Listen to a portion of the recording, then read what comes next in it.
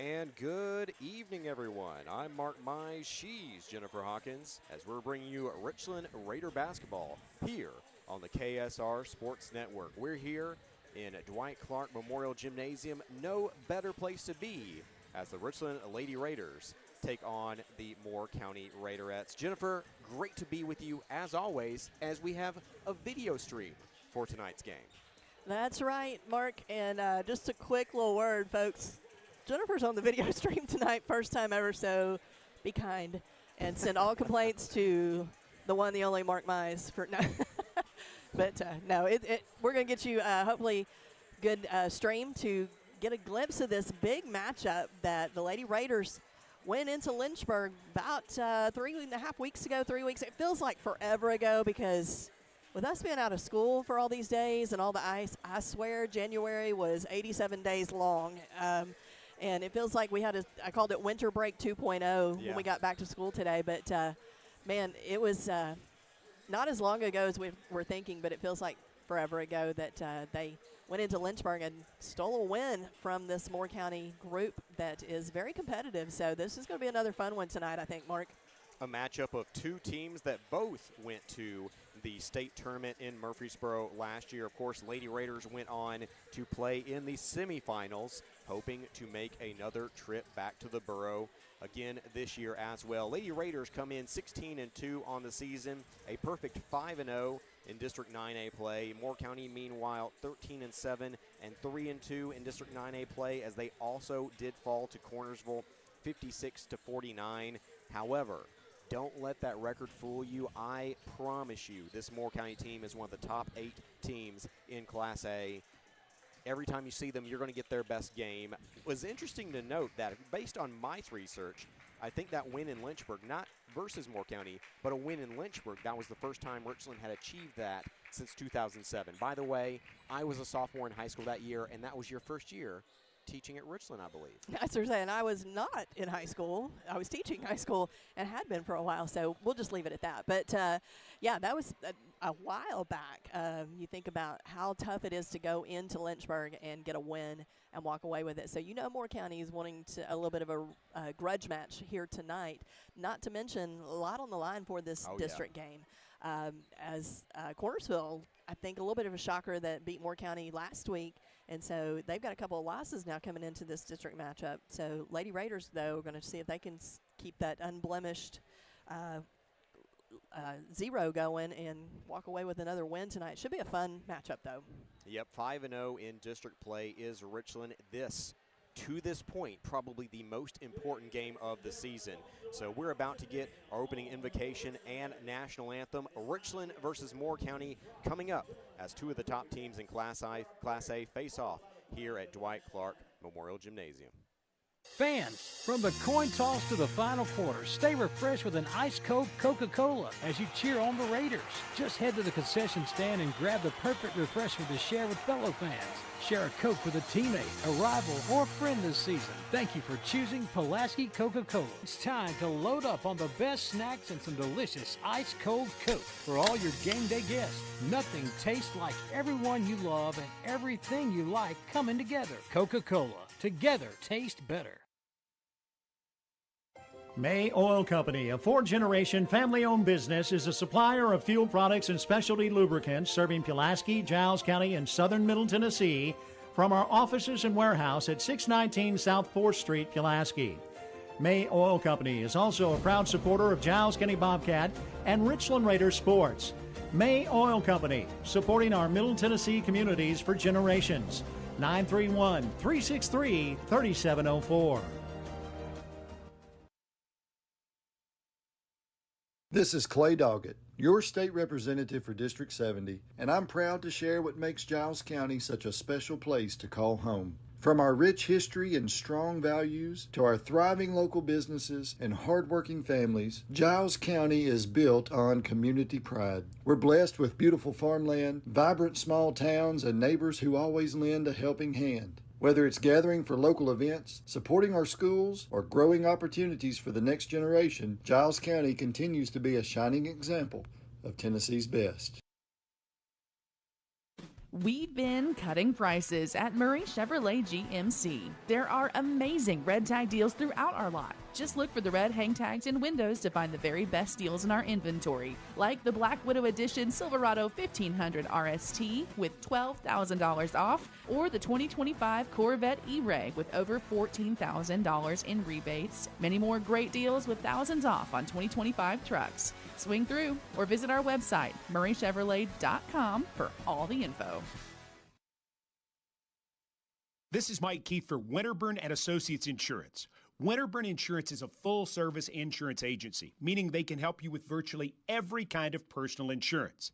Keep them in mind for auto, home, life, and health. Winterburn and Associates Insurance has been serving Giles County and the surrounding area for nearly 70 years, so they truly are a trusted choice. Get a quote online at winterburninsurance.com or call 363-8638. Winterburn and Associates Insurance, proud members of the Insurers of Tennessee. And we are back here. I'm Mark Mize. She's Jennifer Hawkins as we get the starting lineups for the Raiderettes and the Lady Raiders. It's Moore County visiting Richland here in District 9A action. Richland 5-0 on the district campaign. Moore County 3-2 for both teams, two of the top teams in Class A.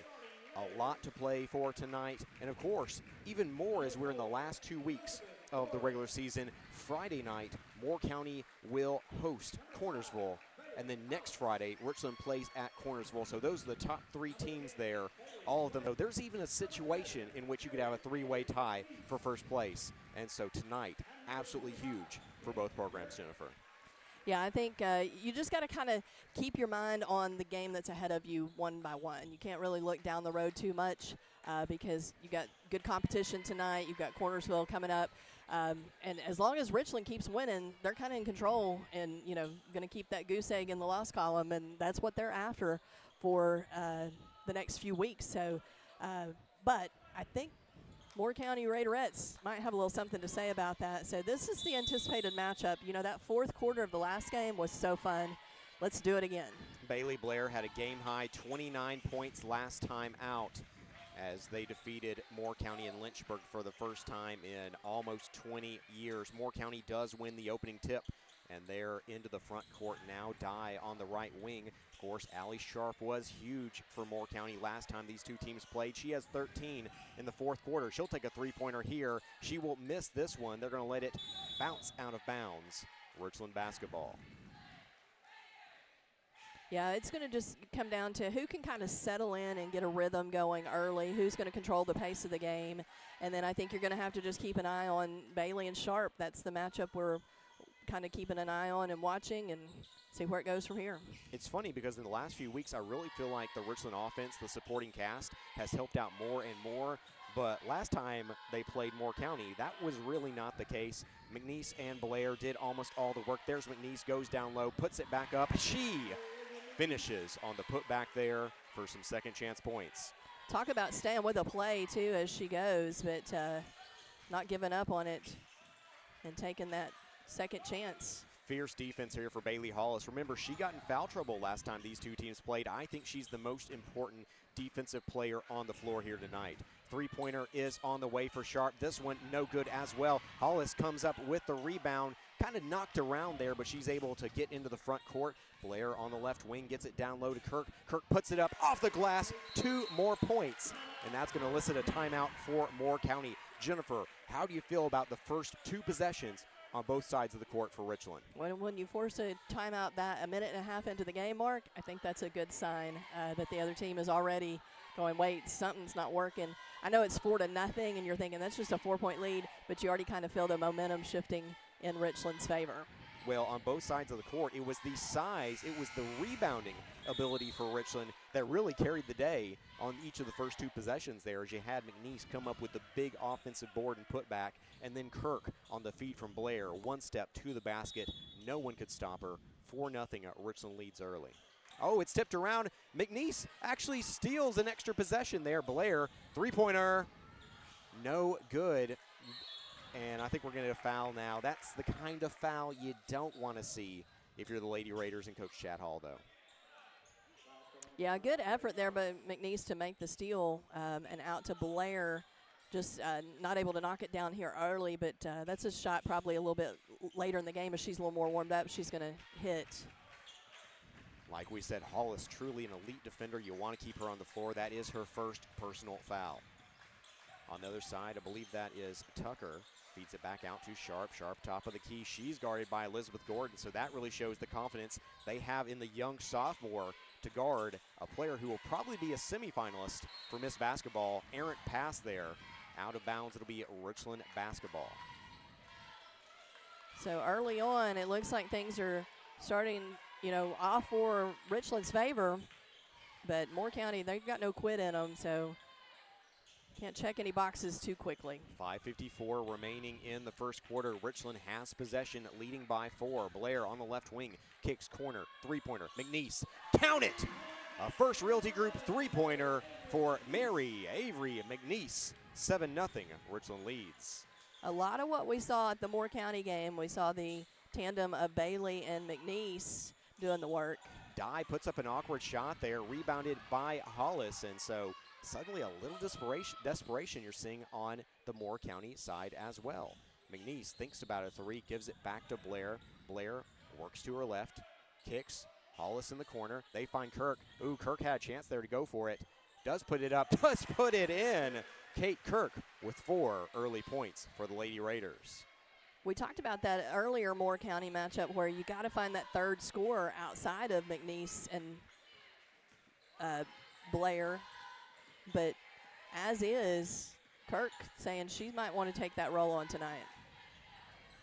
Puts up a shot there, no good. Rebounded by Richland. Can't really draw up a better start to the day for the Lady Raiders as they lead 9-0 here versus one of the top teams in District 9A play. Blair on the left wing after she gets the pass from McNeese. Feeds it back out top. Working around, bounce pass. Ooh, this one a kick ball. They will say, I believe it stays with Richland as Moore County kicked that one. Trying to start their soccer season a little early, maybe, Mark. Yeah. 4:30 remaining in the first quarter. 9-0 Richland on top currently in this massive district bout. McNeese gets it to Kirk. They've really wanted to go to Kirk early. Kirk spins, fires to Blair. Blair, she's going to drive now. Pull-up jumper, no good. Rebounded by Sharp. Sharp into the front court, working against Gordon here. Off the dribble.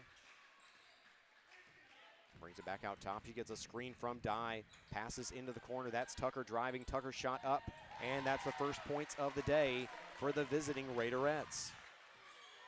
Big sigh of relief here from the Moore County folks on this side of the gym. I think they were worried they couldn't get that first bucket to go. One thing that's important for Richland, they're up 9-2. Bailey Blair has yet to score. When you're getting this kind of scoring action without your all-state player, that's huge. Blair on the right wing now, working off the dribble, kicks to the corner, back out to Blair. Quick passing around the perimeter, three-pointer for McNeese. Count it! That's her second of the day, and Mary Avery McNeese hits a First Realty Group three-pointer. At the other side, Dye's going to try to answer. She cannot. Rebounded by Kirk. Gordon, ooh, ill-advised pass there. It's stolen by Dye. Dye spins, fires. Shot no good. Rebounded by McNeese. Moore County really struggling on offense. I don't know that I've seen them shoot Hollis this for far. three, in, out, Wow. and then back in for a First Realty Group three-pointer. Lady Raiders, this has to be the best start we've seen them have this season. 15-2, they lead with 2:36 remaining in the quarter. But Allie Sharp, always dangerous, hits her first basket of the day, 15-5. Well, like you mentioned, they're getting scoring from other players not named Bailey Blair. So that's huge for the Lady Raiders. Up by 10 right now. Richland is with 2:18 remaining in the first quarter. Kirk on the low block. Bounce pass to Hollis. Back to Kirk. Kirk's going to drive. Kirk through traffic. Kirk puts it up. Left hand, and it's Wow. good. 6 points now for the sophomore, Kate Kirk. What has gotten into Kate Kirk? We knew this is what she was capable of. Boy, she's really delivering tonight. Absolutely. I'll tell you, once again, in previous weeks, the defense is there, the size, the rebounding. But if she can start scoring 8 to 10 points per game, this is a different type of Richland ball club. On the other side, we're going to see an offensive foul off the ball. And really things not going Moore County's way, trailing by 12 here with 1:45. They're putting a 6th point on the board for Moore County. Did I miss something? Where did that come from? Am I crazy? Sharps was a 3. And the other one was a 2 from Dye. Yeah, from the paint. They haven't had a free throw. No. Okay. Well, I'm going to keep it 17-5 for the moment. We will check back in at the end of the first quarter. Gordon on the right wing up to Blair. Blair, they're guarding her well. She hits off a three-pointer here. Bounces around, couldn't get it to go home, but the offensive board is there for Elizabeth Gordon. Blair gets it back, top of the key. This one tipped.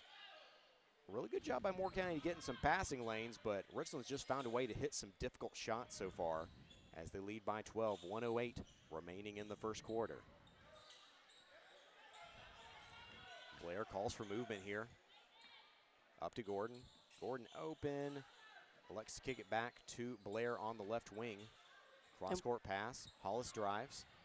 And being up, you don't have to rush this at all. You can be patient and get the shot you want. Blair puts up an awkward shot there, but nothing awkward for her as Bailey Blair hits the pull-up jumper. And I don't know. Warning called against Moore County's coaching staff as they're down either 19-5 or 19-6, depending on whether you trust my scoreboard or the main scoreboard. Yeah. He must have said something as the ref ran by.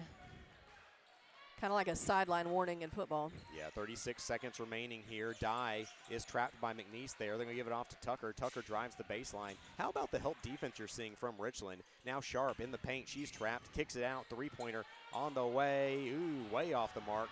And Richland has a chance for the last shot here. Blair pulls up.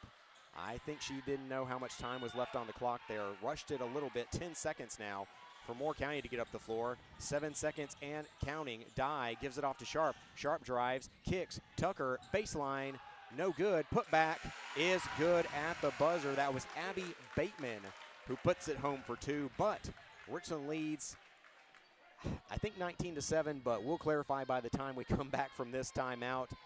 Richland ahead by double digits as we head to the second quarter here on KSR. Hey, buddy, why the throwback uniform?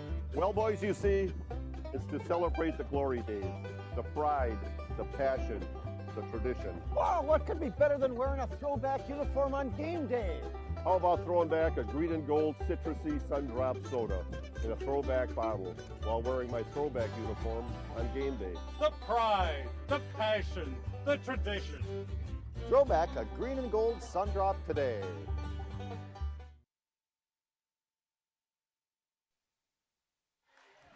And we are back here, start of the second quarter, District 9A play between Richland and Moore County on the girls' side. Richland ranked number 1 in the state. Now, I don't know if Chad Hall wants us to be talking about that, but Lady Raiders, folks around the state are starting to notice this 16-2 Lady Raider team, and they looked great so far. Kate Kirk, their shot is no good. Offensive rebound for McNeese, put back no good. Galloway fighting for the rebound, out of bounds. Will remain Richland basketball. Lady Raiders going with their largest lineup, as on the floor with height, you have Danny Lynn Galloway, Mary Avery McNeese, Kate Kirk, and then also your 2 star guards there in Bailey Hollis and Bailey Blair. Also did clarify, I was correct. It's only 7 points for Moore County. 19-7 is your score. Good job, Mark. Yeah, I never doubted you for a moment. No, because the math wasn't mathing. Kirk, big offensive board, and she's fouled there. What a rebound by Kirk in traffic. Richland right now, they're winning every hustle point. They're getting the offensive boards. They're just hitting shots that are unbelievable.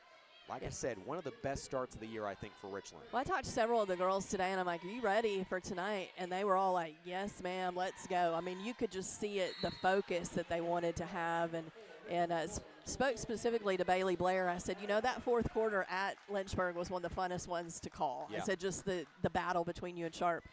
And I said, because when y'all win by 20, I said, doesn't give us much to kind of talk about and stuff. I said, but if you want to win by 20 tonight, that'd be fine. She goes, we just got to win. You know, McNeese has 8 points, but Kirk now has 8 points as well, and just absolutely huge, because you always know offensively what you're going to get from Blair and McNeese. But these other players, when they're scoring the basket like you're seeing Kirk do, ow, what a play there by Bateman as she gets, actually, they're going to say she stepped out of bounds. Oh, I was like, Yeah, wait, what was the call? Yeah, because Pardon me. Really great circus shot there, but all for naught there. 21-7 is your Richland lead. Cross-court pass here to Bailey Blair. Galloway for three. No good there for Galloway. Tipped around. They do save it. Sharp able to pick it up. She brings it across the timeline here, trailing 21-7. Football score for you here. Three-pointer on the way, and it is good for Ellie Carter. well, that's the danger of Moore County is if they get heated up, especially from that perimeter, they can score a lot of points quickly. Richland's still good shot selection, though. I like those three-pointers from Galloway. You know, those have been ones that she's really hit well off the bench this year. And so I think Richland's doing everything right offensively. Defensively, though, you've let them get off a couple shots just now that in the first quarter you weren't letting them get off. Well, it's like we mentioned earlier, Moore County's not going to go away easily. Oh, no. And Moore's doing a really good job of guarding Bailey Blair. She only has 2 points so far, but Lady Raiders and Kate Kirk and Mary Ava McNeese really carrying the day so far. Oh, great play there to get Blair open. Blair pull-up jumper on the baseline. She hits that 100% of the time there. Bailey Blair for two. Yeah, most people don't like that little side shot because you don't have a chance to get a, you don't have a backboard or anything. Not Bailey Blair, that's her shot. Yeah, like I said, pull-up jumper-wise, there have been two players who I've seen be able to hit the kind of shot she hits. The other one was Jessie Jennings, who was a 2,000-point scorer. So just unbelievable there. Also, I still have first quarter on there. I'm sorry, guys. Second quarter is the correct thing on the score bug there. 5:46 remaining in the That's what you get for bragging about the score earlier in Mark. So, yeah. You can't win them all. Sharp for three.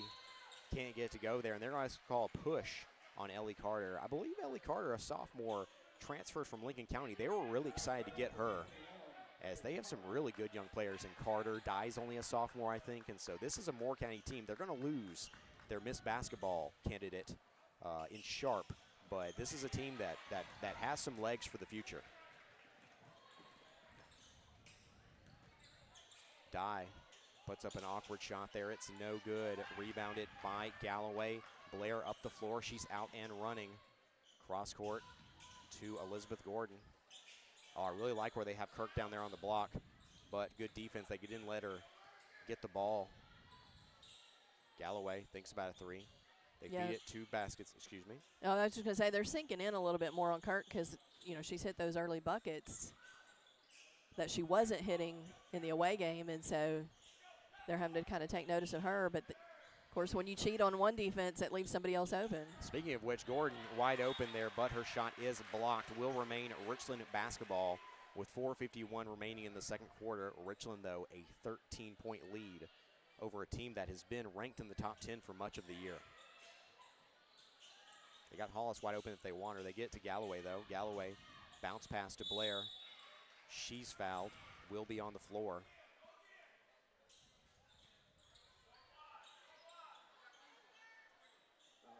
Just the third team foul here in the second quarter for the Raiderettes. That was on Emercy Greenway, new into the game for Moore County.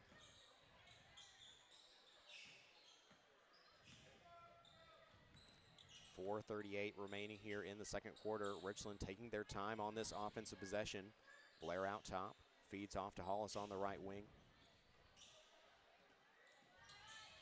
I always forget that when we're on video, I don't have to call quite as much because people can see what's happening. Yeah, I know. It's just different calling a. Well, I feel like I'm not saying as much because I'm having to watch what I'm doing here. Galloway figuring knocks it out. Down. She's been huge off the bench this year. 25-10. Big bucket from Galloway just to kind of pad that lead even more. They're going to call a travel there on Tucker, and just nothing going Moore County's way right now. You can kind of sense the frustration. Like I said, really uncharacteristic. This is a Moore County team that just beat a top 4A team in Lincoln County on the road. But yeah, this is one of those, Richland just wants to kind of keep their foot on the gas. Definitely. Galloway, another shot. This one's going to bounce around. No good. Rebounded by Moore County. They're up the floor now. 3:40 remaining in the second quarter. Sharp nearly loses it there. They've done a really good job controlling her, and a lot of that's been Gordon. The fact that Gordon, and I almost don't want to say it because, you know, you're going to end up, there's a blocking foul. Don't want to say it because suddenly I'm going to jinx it, even though I don't believe in those. Hollis and Gordon have played great defense without getting in foul trouble, and I think that's been one of the biggest keys tonight. Oh, you're going to see kind of a hold there, I think, on McNeese. I actually agree with that call there. Yep. So quick back-to-back fouls, going to get the Lady Raiders up to 3 team fouls here with 3.5 left to play. Luckily, wow, they tried to bounce it off Galloway's back, and she just turns around and steals it. Oh, but on the other side, Blair, her pass is stolen on Greenway. Out and scores her first points of the night, 25-12. Lady Raiders still on top, though, by 13. McNeese steps into a 3. No good. Tipped around, rebounded by Dye. Dye up the floor. Oh, bounced around here. That's going to be out of bounds off Sharp. Both teams the last 2 minutes have looked a little out of sync offensively, but Richland, though, still shooting a very high percentage from the field. This is the part of the game, though. This is why you get a halftime, is because some of your players, your legs start, you know, getting a little bit of that jello feel, and your fatigue sets in just a bit here at the end of the second quarter. Wow, what a pass there from Galloway. No-look pass to Bratton down low, and Hallie Grace Bratton will get a trip to the line for 2 free throws. I think the minutes that Bratton is playing have been really huge down the stretch, too, in the sense that you have another post-type player who is able to really spell, you know, the Kirks and the McNeeses of the world. Yeah, she comes in. She's not afraid to go in and mix it up either. You know, she's not scared to do what she needs to do. And then that keeps, you know, Kirk's had some foul trouble in games off and on too. And so if she can get a few minutes of rest and on the bench to not put up any more fouls either. Richland perfect from the line tonight at the free throw stripe, 27-12. Lady Raiders tied for their largest lead of the night, up by 15.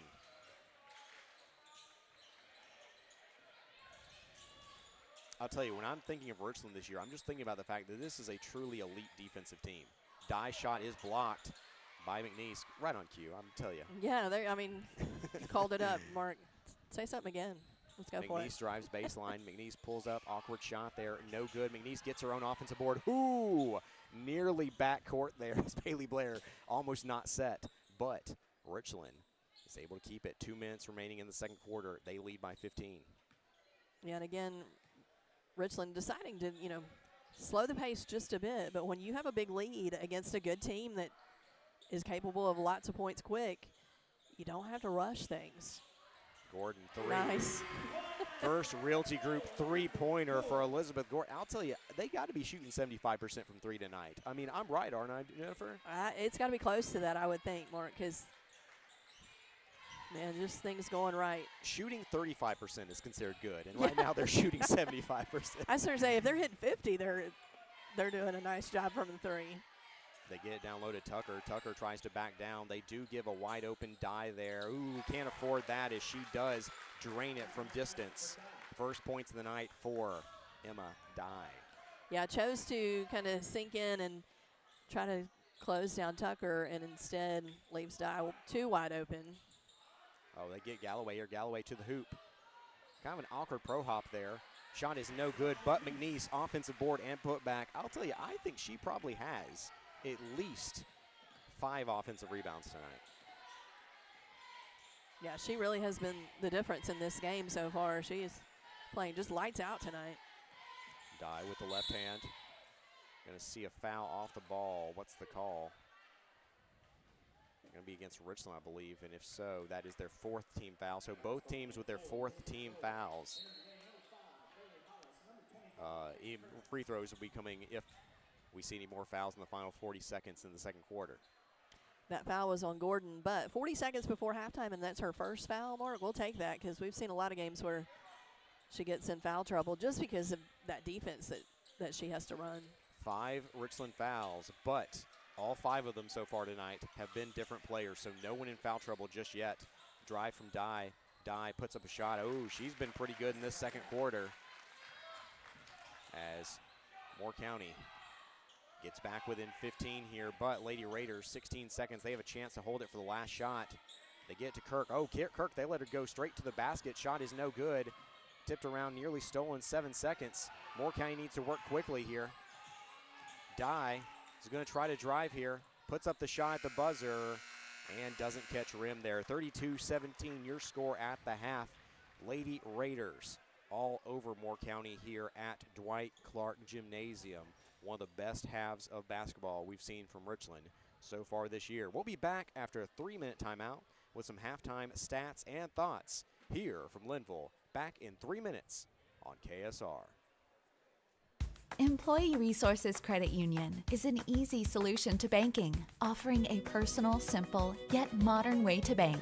When you bank with ERCU, you are a shareholder, meaning you own a piece of the pie. And we make it easy with the convenience of digital banking, with service you won't find at another financial institution, including low to zero fees and incredible rates. We have the technology you need with the personal service you deserve, right here in your own neighborhood. Employee Resources Credit Union, not for profit, for service. We meet by accident, a play on words. But when you need us, we're there. Gerald's Auto Body and Gerald's Auto Repair is a trusted friend when you need auto repairs or auto body work. We specialize in making you feel at ease in a time that can be uncertain at best. We take the worry away and give you our very best. Gerald's Auto Body and Gerald's Auto Repair, a trusted friend when you need us. Call 363-0539 or drop by 716 North 1st Street, Pulaski.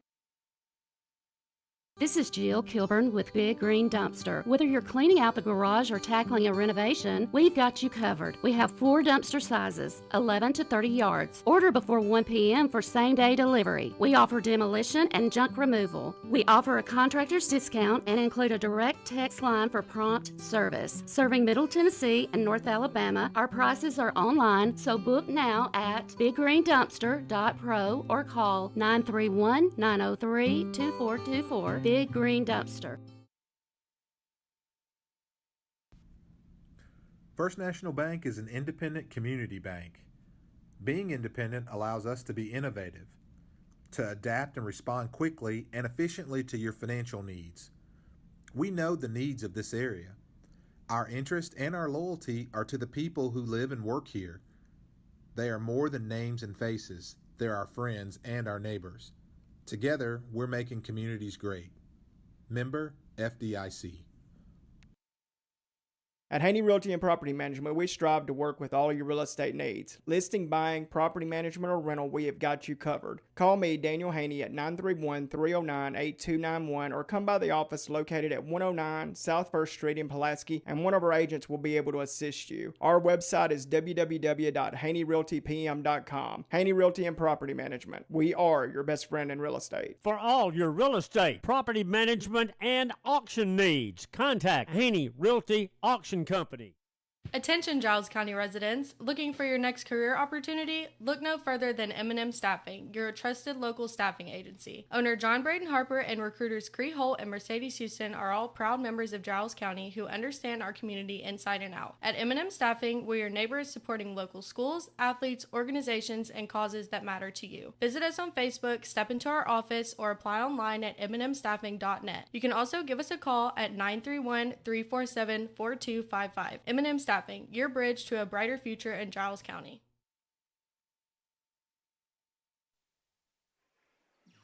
And we're back at the half. And we can actually zoom in and see the young cheerleaders as well whenever we have our streaming equipment. So that's another advantage of our video streaming, Jennifer. Yeah, getting a glimpse of the future Raider Nation cheerleaders. Speaking of, our high school varsity squad just returned, and middle school squad just returned from nationals.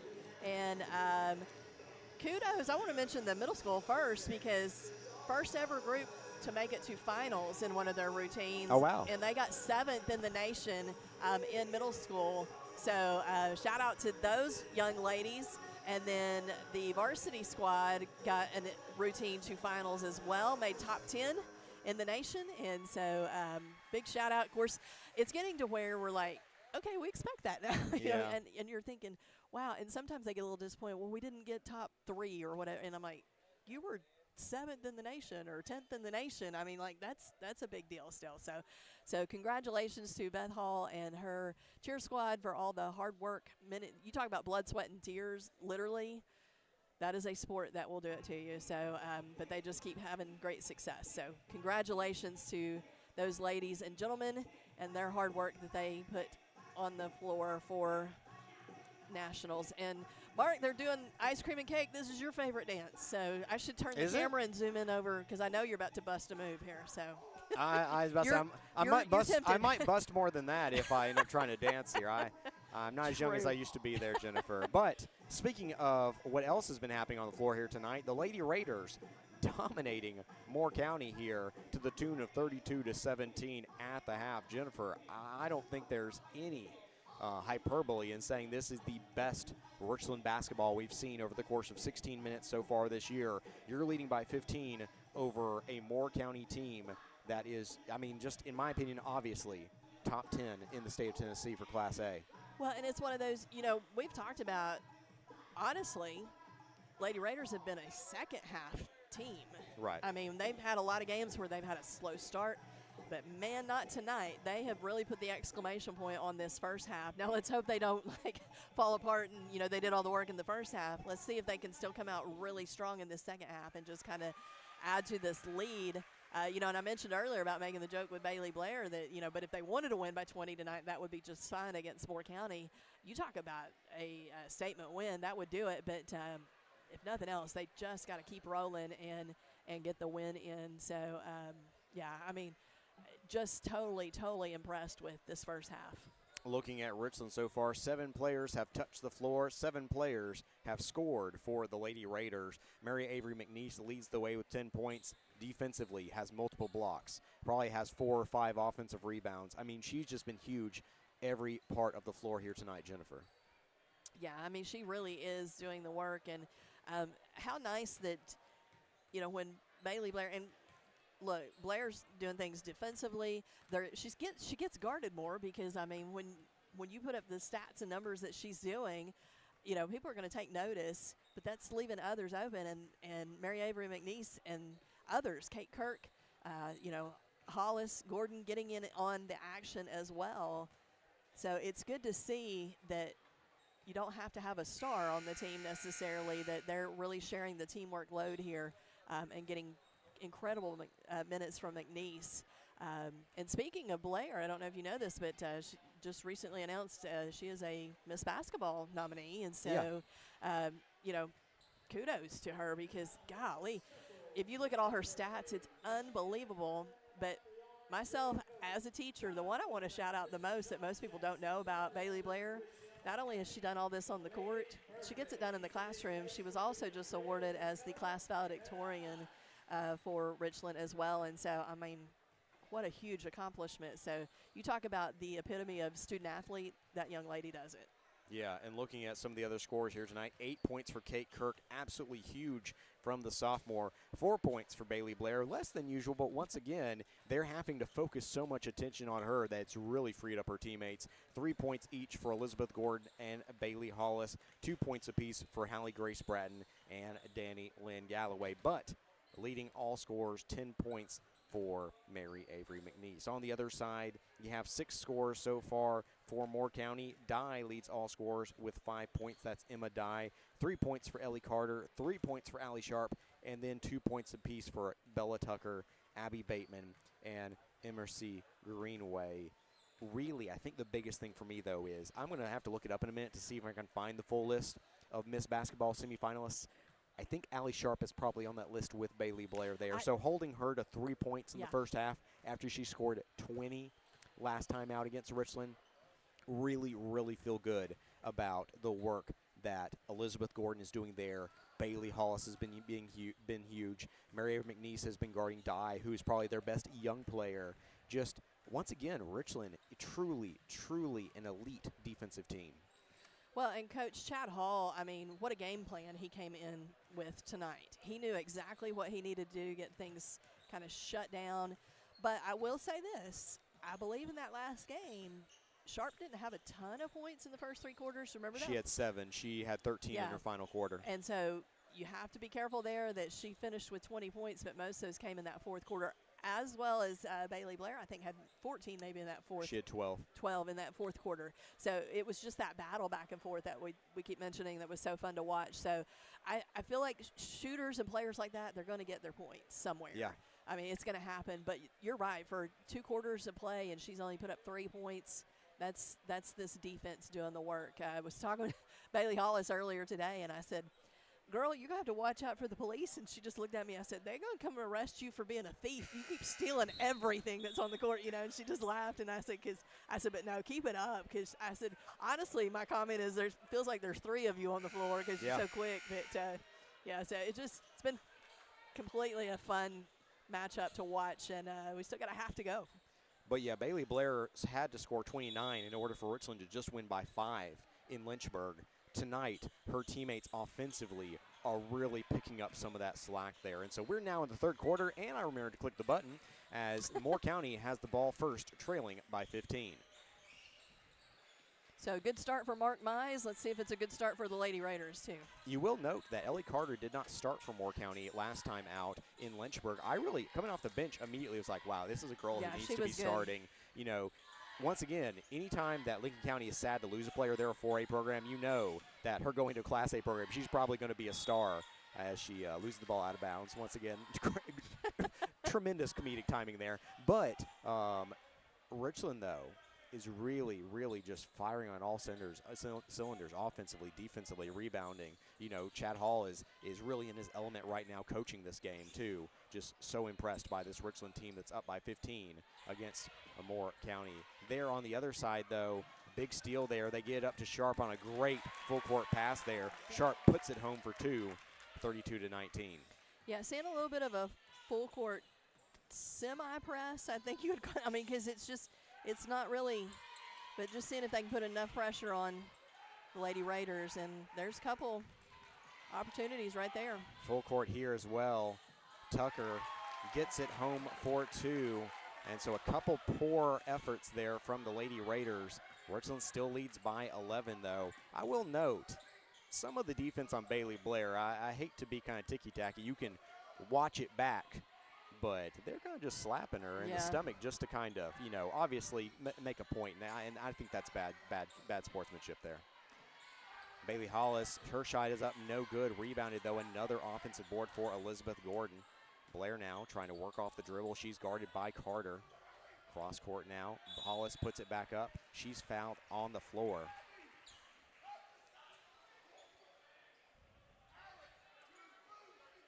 Yeah, good ball movement. Just hadn't had a couple of shots fall down, but credit Moore County coming out this second half, putting the pressure on. Kate Kirk, top of the key here, gets it to Blair. Blair, really intense defense there by Carter and the Raiderettes. But once again, you expect nothing else. That's kind of what you have to do whenever you're playing versus a Miss Basketball candidate. Gordon for 3. This one's off the money. Shot is no good. So Richland not shooting quite as well to start the third quarter.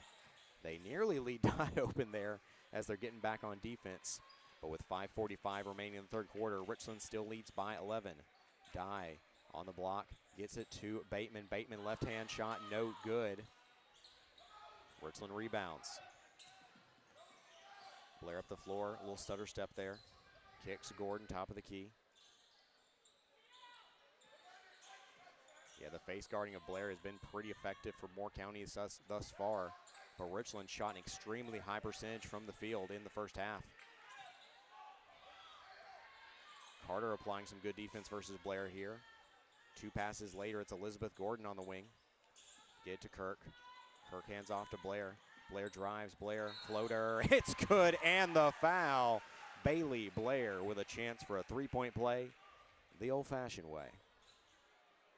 Well, I was going to mention, you said she had 4 at the half? She did. So Moore County's probably feeling good about that, too, to keep Bailey Blair down to, we're talking about, Richland held Sharp to 3 points in the half. On the flip side, they did hold Blair, but I gave that to the wrong team. The Lady Raiders were finding other ways to score. More football scores here for you, 35-21. Richland leads Moore County here. Lady Raiders, just a tremendous effort here tonight. And every time these two teams play, 2 teams that both went to Murfreesboro for the state tournament last year, it feels like sectional. It feels like state tournament basketball. Ellie Carter with a big 3-pointer there for Moore County.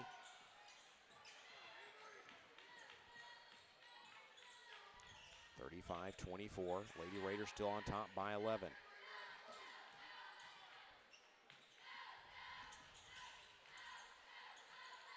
Up top, Kate Kirk.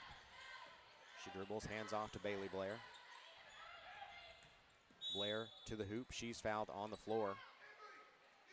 It's going to be the 3rd team foul this quarter for Moore County. And I think, look at Carter's face there. You can tell she's getting a little winded. It's hard to fall. You can see that's the reason that you've had 3 different primary defenders on Blair so far tonight is the fact that she's going to run you around. She isn't going to make it easy on you.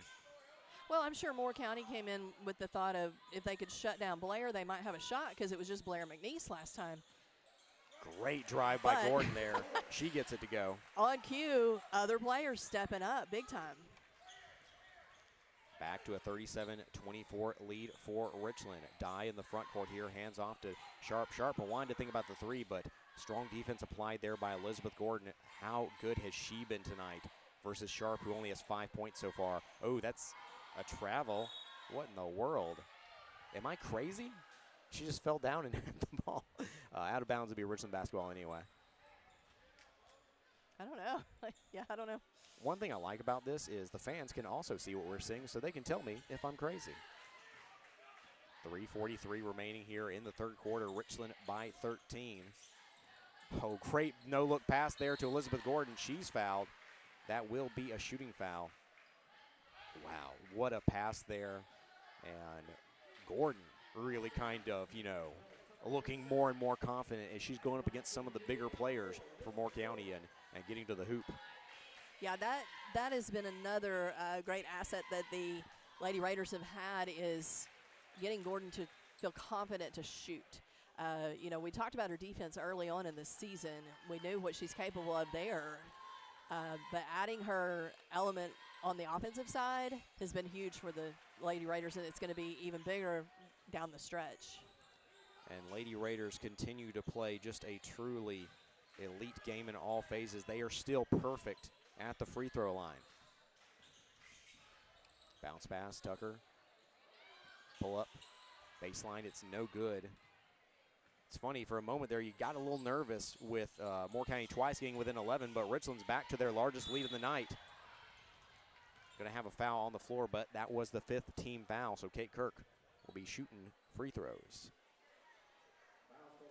Scott Stewart says we look good, so. Well, he says the game looked good. He didn't necessarily say we look good, but. Speaking of, it's homecoming week this week. You should have seen my look today. It was rock and roll day, Mark, and the kids challenged me to wear it to the game tonight. But, what did you adorn yourself with? I kind of went old school hairband and wore tatted sleeves, and I put on sleeves that looked like tattoos all the way up, and flannel around the waist, headband or bandana on, so. Sick. It was fun. Richland, the largest lead of the night. It's 16 points. They did miss their first free throw of the night. Allie Sharp, what a drive to the basket. She couldn't get it to go, though. Hollis fighting. By the way, remember, there were 10. Well, let's see, because near-side ref awarded a timeout. What are they going to say? So now they're going to talk it over. If the timeout counts, it would be. Yeah. But actually, it's actually going to be Richland ball regardless, because the tie-up would go. So they're going to give timeout to Richland. great timeout there for Coach Chad Hall, 30-second timeout, so we'll stick with you. But Richland, just once again, just can't say enough good things about the 16-2 Richland Lady Raiders. Winning tonight basically sets up, which, by the way, this isn't necessarily true. It sets up what might be a district championship game next week, Friday, at Cornersville. But if Moore County beats Cornersville this Friday, then actually Richland would just win outright, and so it wouldn't matter. Yeah, I was starting to say there's still a lot of basketball in between now and next Friday, but yeah, Lady Raiders really kind of control their destiny right now. But I'm telling you, if they keep playing like this level, yeah, there's a reason there's a number 1 next to their rank right now. I know Chad Hall, it's too early. And I get it. I mean, anytime would be too early. He doesn't want to see number 1 till they're the last team standing in Murfreesboro. Well, I mean, it puts a big bullseye on you.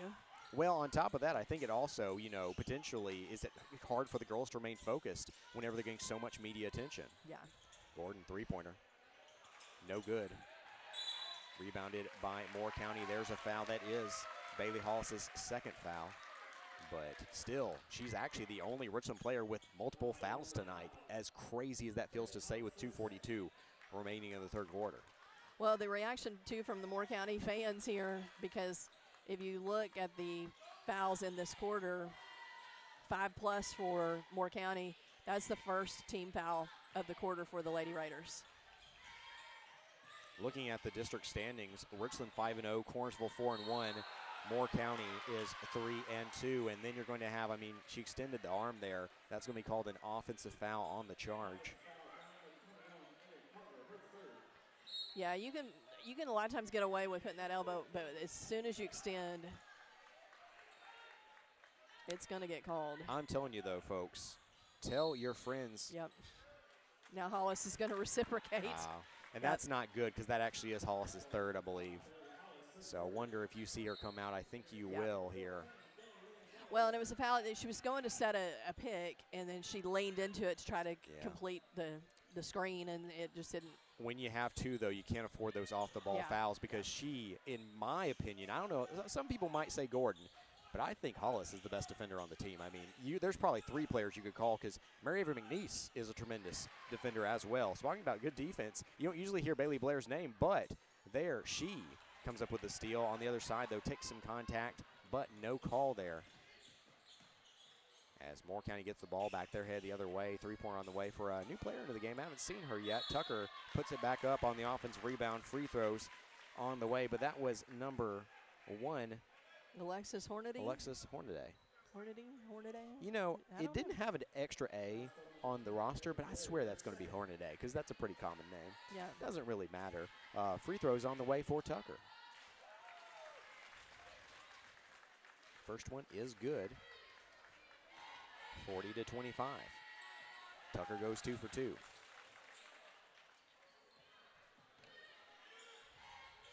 So Richland leading by 14 with only 7 points so far tonight for Bailey Blair.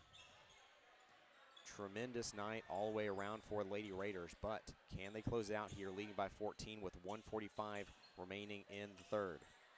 Blair, she's going to back down her defender, pull up, and she'll be fouled. 2 free throws coming for Blair. Also, kind of feel like they're starting to get Moore County in some foul trouble. Yeah, because, Moore County's trying to figure out ways to put stops to now not only Bailey Blair, but you've got to watch out for him at East. You got to watch for Kirk. So how do you stop every girl on the court? Yeah, rare miss there for Blair on the front end.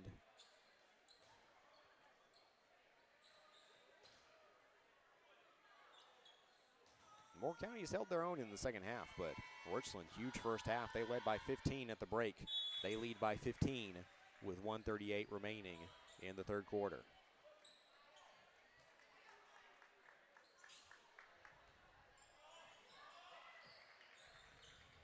Moore County has show some urgency here. They really need to score basically every possession from here on out. Trailing by 15 late in the third. Sharp, step back 3, count it. Allie Sharp, just unbelievable shooting touch. She only has 8 for the night, though. Yeah, she's not gotten a lot of looks either because, the Richland defense trying to keep her in check. She's going to get her looks, though. And quite frankly, I don't know if I've seen many players who can shoot with a hand in her face the way that she can. I mean, in the fourth quarter versus Richland, just to keep Moore County in that game, she had some truly unbelievable shots, just like someone right in her face there. Avery McNeese puts it up, puts it in for 2. She's actually still your leading scorer tonight with 12 now. That's her first points of the second half. This is the most relaxed and composed I've seen McNeese in a long time. You know, she battled injuries so much through her high school career. It's just nice to get to see her getting this kind of success here. Sharp went down hard there. I think it's the right hand. Oh, Hope she's all right. Yeah, she doesn't look okay, though, so she's in pain. Yeah, hopefully it's just a jam, but we'll see what happens. It's that movement of trying to shake it off, but not sure. She's going to have to shoot her free throws, so I think she feels pretty good. Remember, in high school basketball, you actually can have someone sub in and shoot your free throws for you and not have to miss the rest of the game. Timeout, Moore County. So we'll go ahead and take a timeout as well. 43-29, Moore County will be shooting free throws when we come back with less than a minute remaining in the third quarter. Natural gas safety tips brought to you by Pulaski Natural Gas. Call before you dig. Don't hit a buried gas line. Before you dig or move earth in any way, call your local one-call number or utility locator service. They can tell you the location of buried natural gas lines, power lines, and other utilities so you can dig safely. These tips are brought to you by Pulaski Natural Gas, 363-1752, 363-1752. And we're back. Richland on top, 43-29 in a District 9A matchup with Moore County. It's Lady Raiders versus Raiderettes here at Dwight Clark Memorial Gymnasium. Richland 5-0 on the district campaign. Moore County 3-2. As Lady Raiders look to take a very important step toward capturing that regular season district crown and, importantly, the top seed. Because remember, Jennifer, the 2-3 matchup is going to be hard for somebody. Yep. You've beaten Moore County and Cornersville, but why make it harder on yourself if you don't have to? It's a question a lot of us ask every day, Mark. That's fair. Sharp hits her first. She now has 6 points in this third quarter, so she starting to kind of find that touch there. They'll need her down the stretch if they're going to be able to come all the way back in this one. She misses the second. McNeese with the rebound, 35 seconds remaining. Would imagine Richland probably holds for last shot here. Yeah, Gordon going to take it up top and see if they can kind of patiently see what this defense gives them, but also hold and get that last look. Yeah, Moore County's looked much more like themselves here. Good job by Gordon to save that. 8 seconds now. McNeese on the wing. Got to show some urgency here. They don't have much time. 3 seconds. Kirk to the hoop. Kirk, they're going to say travel. That was a really nice step move, but there's a chance they might have been right on that play. I don't know. I don't know if it's that or if it's just a big step off the pivot. Wish we had replay there on that to kind of take a look, but that will do it for the third quarter of action. 43-30 is your score as we head to the fourth. Richland Lady Raiders looking to pick up their 6th win in District 9A play. When it comes to your family's health, you can count on Southern Tennessee Regional Health System Pulaski. We're focused on keeping you at your best with annual screenings and preventative care. Having a family doctor helps you stay healthy, so our Southern Tennessee Medical Group makes it easy to find one. Call 1-800-424-DOCS. That's 1-800-424-3627, or visit southerntmpulaski.com to find a primary care physician.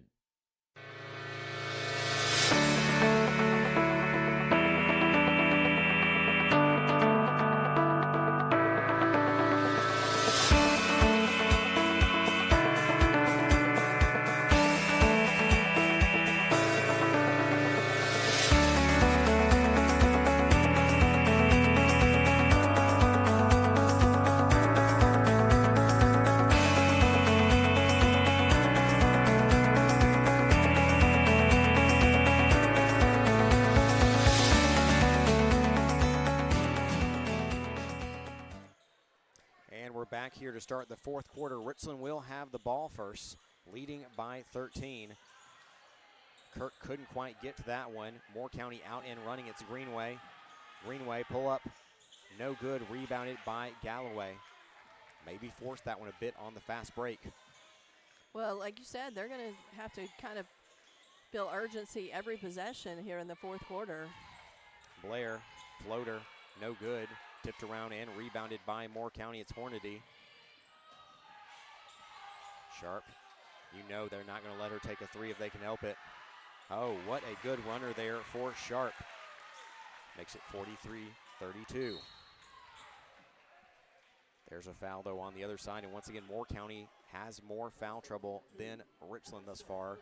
Of note, Galloway still in for Hollis. Bailey Hollis picked up her third foul, in second and third foul in quick succession there in the third quarter. Richland leads by 11.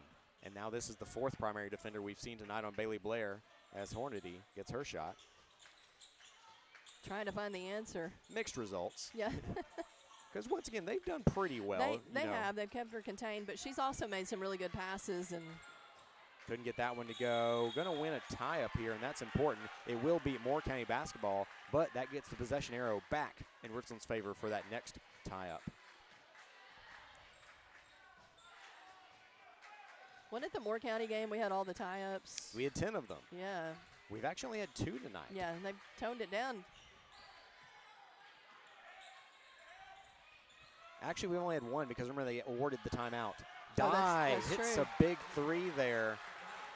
Suddenly, Moore County answering. They're back within 8 points. This is the closest they've come since the first quarter. Richland going to need some points here in the fourth. They have to answer if they want to win this one. Yeah, I can't get content, really. They're going to have to just keep doing what they were doing. It was working for them.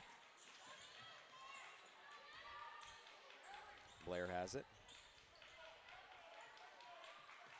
See, just another play where Dye comes out and puts 2 hands on Blair. I just don't really understand. I know, yeah. Yeah, You go 2 hands last year, that was a big call. Yeah, I just don't get it. Richland taking their time. That is one good thing in high school basketball with no shot clock. And you're going to timeout for Coach Chad Hall. It's going to be a full timeout. We will take it as well. Richland up by 8 with 5:50 remaining in the fourth in this important District 9A matchup. First Realty Group has been serving Giles and Lawrence County and beyond for decades. We're first because we have the best selection of land, homes, and commercial properties to choose from. Our fair price promise means you can shop with peace of mind locally and with customer care not found elsewhere. We also understand the buying process and what it takes to make it easy, from title to escrow to closing. First Realty Group. First for a reason. Visit frg1.com for all of your buying needs in Giles County.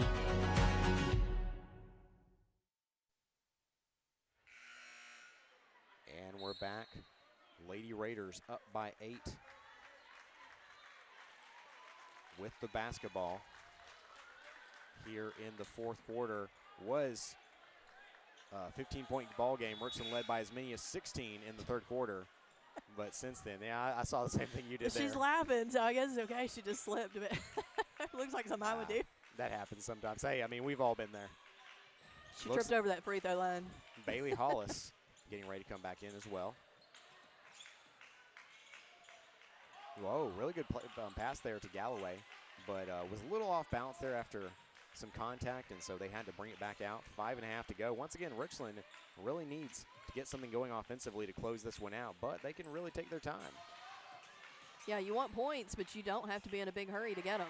That is one way to get them. Bailey Blair drives it home 4-2. I'm really surprised we didn't see any help defense there from Moore County. Back to a 10-point game. And by the way, Bailey Blair now in double figures. Which sounds funny, you know, because, yeah, usually she's already there. Sharp lights it up from 3. Once again, you know, when they get a screen like that, you have to have an answer there. You can't just let her get open for 3. She now is your leading scorer on the night, I believe. She's now surpassed Mary Avery McNeese, who has 12. Blair to the hoop. Blair makes it look easy. Nobody helping either. I mean, she too wide open. 47-38. 4:38 remaining in the fourth. Richland, though, needs a couple defensive stops here to make this thing more comfortable. Still well on their way to victory, but you can't afford some of these easier looks that we've seen the last few possessions. Nearly got one there, but that foul's going to be called on the floor, I believe, on a hold. Going to get Kate Kirk. Hollis back in for Galloway. Galloway some good minutes tonight, especially when Hollis got that quick third foul. They get up to Tucker. Tucker's shot is blocked by Kate Kirk. We've seen quite a few Lady Raider blocks here tonight. Yeah, just timing it up well, and that's just knowing and being in the right position.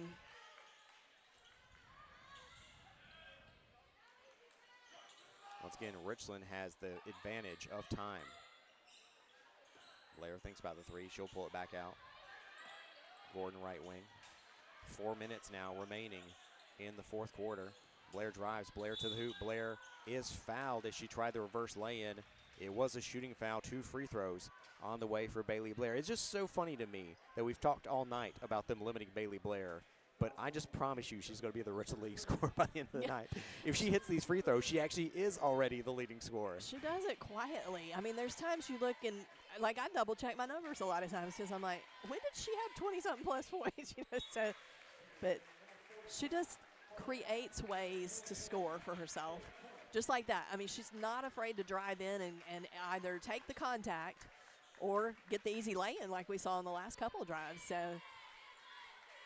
she's going to create it. She now is up to 14 points, so she is your leading Lady Raider scorer. You know, she's averaging, oops, sorry, I meant to add those points on the board. She is averaging 20 points per game this year. Big reason why she's a semifinalist for Miss Basketball. But she's averaging 20 points per game on a team that's a really quality team. Interesting, have you noticed this is the first time we've seen Hartley tonight, who was a starter, hits a three there for Moore County last time out. Carter has taken her starting spot, but she's got some good size. I'm surprised we didn't see her more often tonight. Yeah, and she had a pretty good shot from what I remember last game. Like, she was the one that kind of kept them in it in the third quarter. Yeah, interesting there. I mean, come on. They're really being allowed to be pretty rough with Bailey Blair.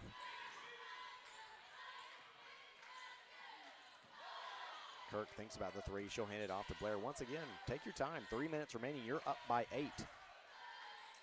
Yeah, you can afford to be selective. Not just selective. You don't even have to take a shot. Now, granted, you probably want to because you don't want to play the system, especially when there are going to be important games down the stretch where you know, you're going to need to score in key situations. So you're always practicing to get better for later. But right now, if they wanted to make this a silly game where you just don't take another shot, they're allowed to do that. And finally, Moore County, after a minute-long possession for Richland, they're forced to foul. Well, you wonder if that's kind of the strategy is force them to foul you, put you on the line. You've only missed 2 free throws all night long. And everyone on the floor shoots above 50%. I even lost Bailey Blair on the camera there. She's hard to find, folks. That one tipped out of bounds. Moore County tips it last, so it'll be Richland basketball as they lead 49-41 with 2:27 remaining in the fourth quarter. Sharp tips that out of bounds. Will remain Richland. But give Moore County a lot of credit. Like I said, down by 16 in the third quarter. Hit some key shots, and Sharp really proved the fact that, you know, she can hit any shot, hand in her face or not. They let Blair get to the hoop. Blair, I mean, once again, not a higher percentage shot that you're going to find on the floor. You let Bailey Blair drive the baseline. She now has 8 points in the fourth quarter, really taking over just like we saw her do versus Moore County in Lynchburg. I'd almost like to see a little more help defense on Sharp there. Ooh, goes down hard. Well, you know, twice we've seen her get open off a screen. You almost want somebody up top so that if a screen does trap a player, that someone else is there to keep a hand in her face. Yeah, because we've seen even with a hand in her face, but you got to put some pressure on her. Yeah. In danger of a 5-second call. That is a 5-second call. It'll be Richland basketball. I'll be honest, that didn't feel like 5 seconds. I would have guessed 4, and Moore County's fans are incensed. Maybe a quick 5.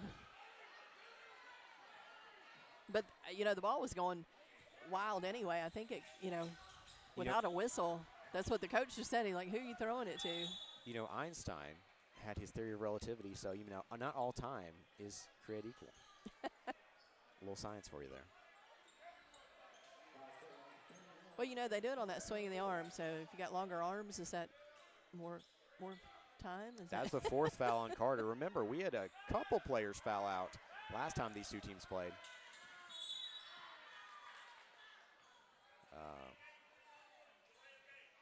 Delay of game. I think she reached out of bounds. Yeah, you can't reach across that invisible plane that's there. So, yeah. And she knew it when she turned around. She knew what the whistle was for. So we've had 2 warnings tonight, but 2 different kind of warnings for Moore County.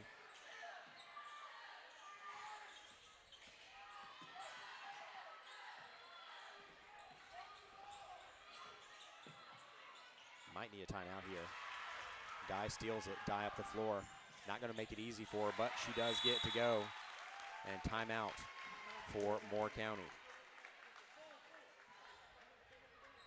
Is that 30 seconds or full? He hasn't called it yet. So full timeout will take it as well. 51-43. Richland has the basketball and an 8-point lead.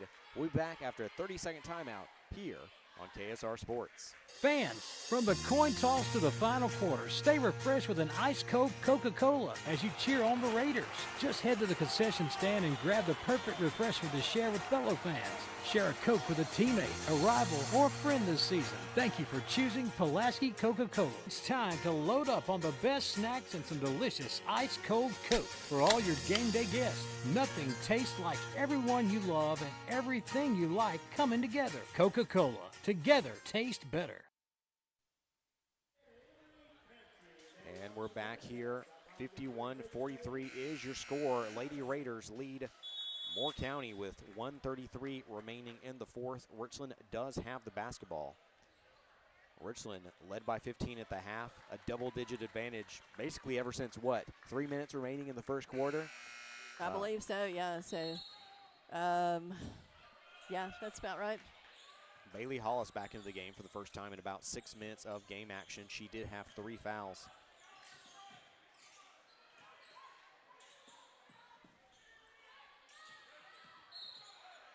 Gonna have a hand check foul. I'm wrong about that, by the way. She came in the previous stoppage. Yeah, sir. As soon as I said that, I was like, that's not true. Yeah, she came in from I don't know why I said Galloway that. a little bit earlier. Yeah. Sometimes you say something you think that's not right. 5 fouls for Ellie Carter, so she is out. But honestly, played some pretty good defense. Probably was the best defender against Blair over the course of the night. Probably why she has 5 fouls, too. You could see, Blair just kind of ran her, though, and eventually it's hard to keep that over the course of an entire night. Blair had 12 points in the 4th quarter last time out. She now has 10 here in this 4th quarter as Lady Raiders extend that lead back to 10. Nearly tossed out of bounds. Dye will drive. Dye puts up an awkward shot there. The steal of sorts comes down to Kirk, but they get it back. Greenway, 3-pointer on the way. Air ball, kick ball. Are they going to say Moore County basketball? Did that not go off Moore County's foot? I swear it did, but it doesn't matter. Okay. 58 seconds remaining. Keeping it interesting. 58 seconds remaining. Richland leads by 10. Moore County Sharp will inbound. You got to watch her on that inbound play. They get it back to her. Sharp fadeaway 3. No good. Tipped, and McNeese pulls it down. She'll give it off to Gordon, and this may be the last possession of the day. I don't know if there's a reason to foul here, as they do foul immediately upon me saying that. Blair hits the line for more free throws. She's going to get to 20 points tonight just based off of this 4th quarter performance. That's crazy. I mean, you're thinking she had 4 at half. You're thinking, well, it might be a low-scoring night for her, and no. Like I said, she creates the opportunities. Moore County gave it an effort to try to close her down, but wasn't going to happen. Of note, Blair didn't hit a three-pointer tonight, which that may be the first time. That's the first time I recall this season that she's failed to hit a three-pointer. Excuse me, 54-43. We're going to give a tie-up on that. Richland does have possession arrow, 28 seconds remaining. This could be a long and brutal 28 seconds, Mark. Once again, though, I don't know that I understand why. You're up by 11. It's not really necessary. I don't really know why teams usually foul in this situation. Yeah, just going to try to play a little keep away here.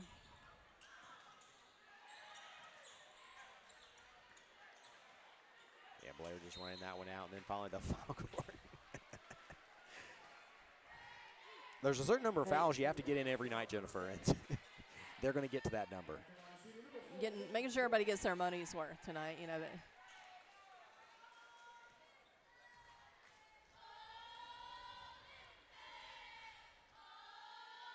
Gordon hits it.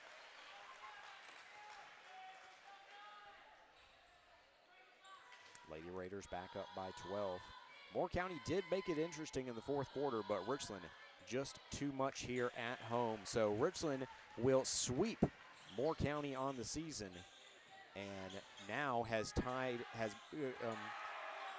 basically earned at least a tie, pending Friday night's performance, obviously, for the district title. That will do it, folks. 56-43 is your final as Lady Raiders come away with one of the biggest victories of the year. Jennifer, just what are your initial thoughts of what you saw from Richland? Impressive. I said that early on. I mean, they just came out truly focused, had a good game plan against Moore County, and were able to execute. You know, Moore County, give them credit, first half, were able to kind of keep Bailey Blair a little bit contained, but as needed, and as we've mentioned several times, the others around, led by McNeese and other players, really stepped up and made the efforts needed to just put on, just from beginning to end, just a very solid, complete performance. Man. Now, I don't know. I really thought this was going to be a nail-biter again, Mark, that was going to kind of come down to one of the last few possessions, but Lady Raiders just dominated early and never really looked back. I mean, but you got to credit Moore County did, you know, the Raiderettes did have a few moments there in the fourth quarter, made it interesting, but Lady Raiders just too much. Yep, looking at your leading scores tonight for Richland, 19 points for Bailey Blair. She leads all scorers.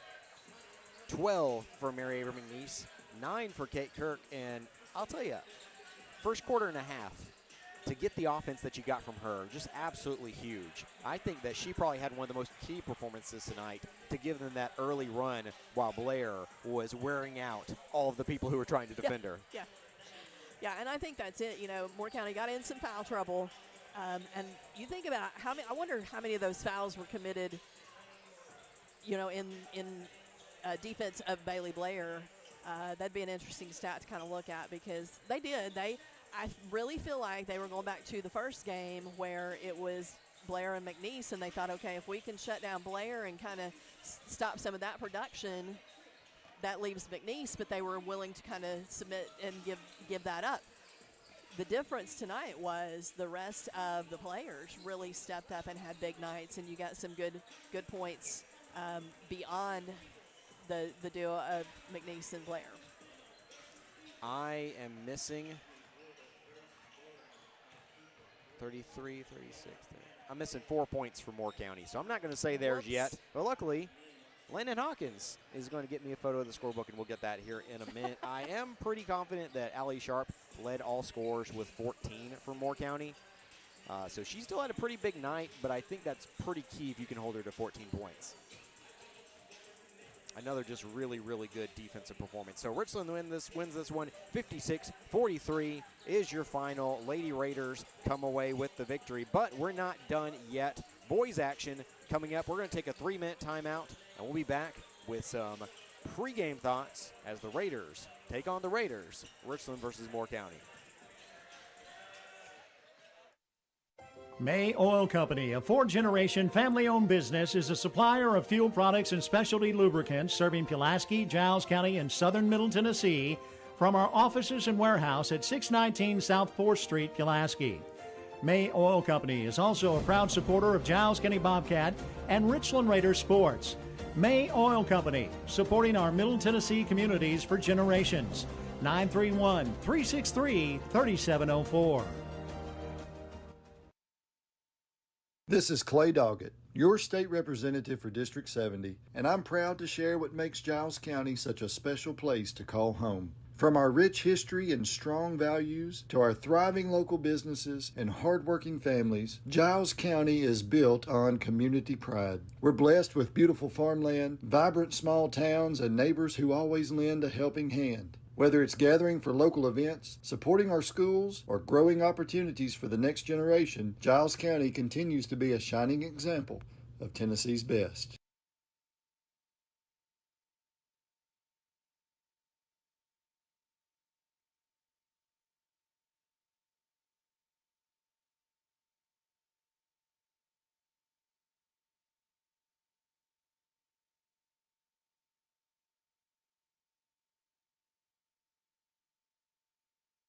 We've been cutting prices at Murray Chevrolet GMC. There are amazing red tag deals throughout our lot. Just look for the red hang tags and windows to find the very best deals in our inventory, like the Black Widow Edition Silverado 1500 RST with $12,000 off, or the 2025 Corvette E-Ray with over $14,000 in rebates. Many more great deals with thousands off on 2025 trucks. Swing through or visit our website, murraychevrolet.com, for all the info.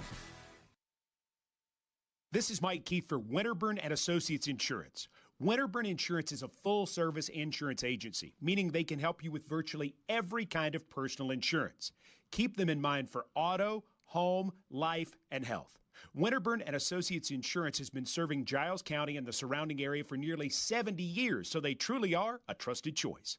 Get a quote online at winterburninsurance.com or call 363-8638. Winterburn and Associates Insurance, proud members of the Insurers of Tennessee. Hey, buddy, why the throwback uniform? Well, boys, you see, it's to celebrate the glory days, the pride, the passion, the tradition. Wow, what could be better than wearing a throwback uniform on game day? How about throwing back a green and gold citrusy sun-drop soda in a throwback bottle while wearing my throwback uniform on game day? The pride, the passion, the tradition. Throwback a green and gold sun-drop today.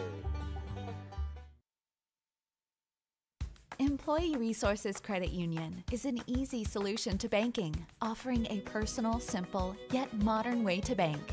When you bank with ERCU, you are a shareholder, meaning you own a piece of the pie. And we make it easy with the convenience of digital banking, with service you won't find at another financial institution, including low to zero fees and incredible rates. We have the technology you need with the personal service you deserve, right here in your own neighborhood.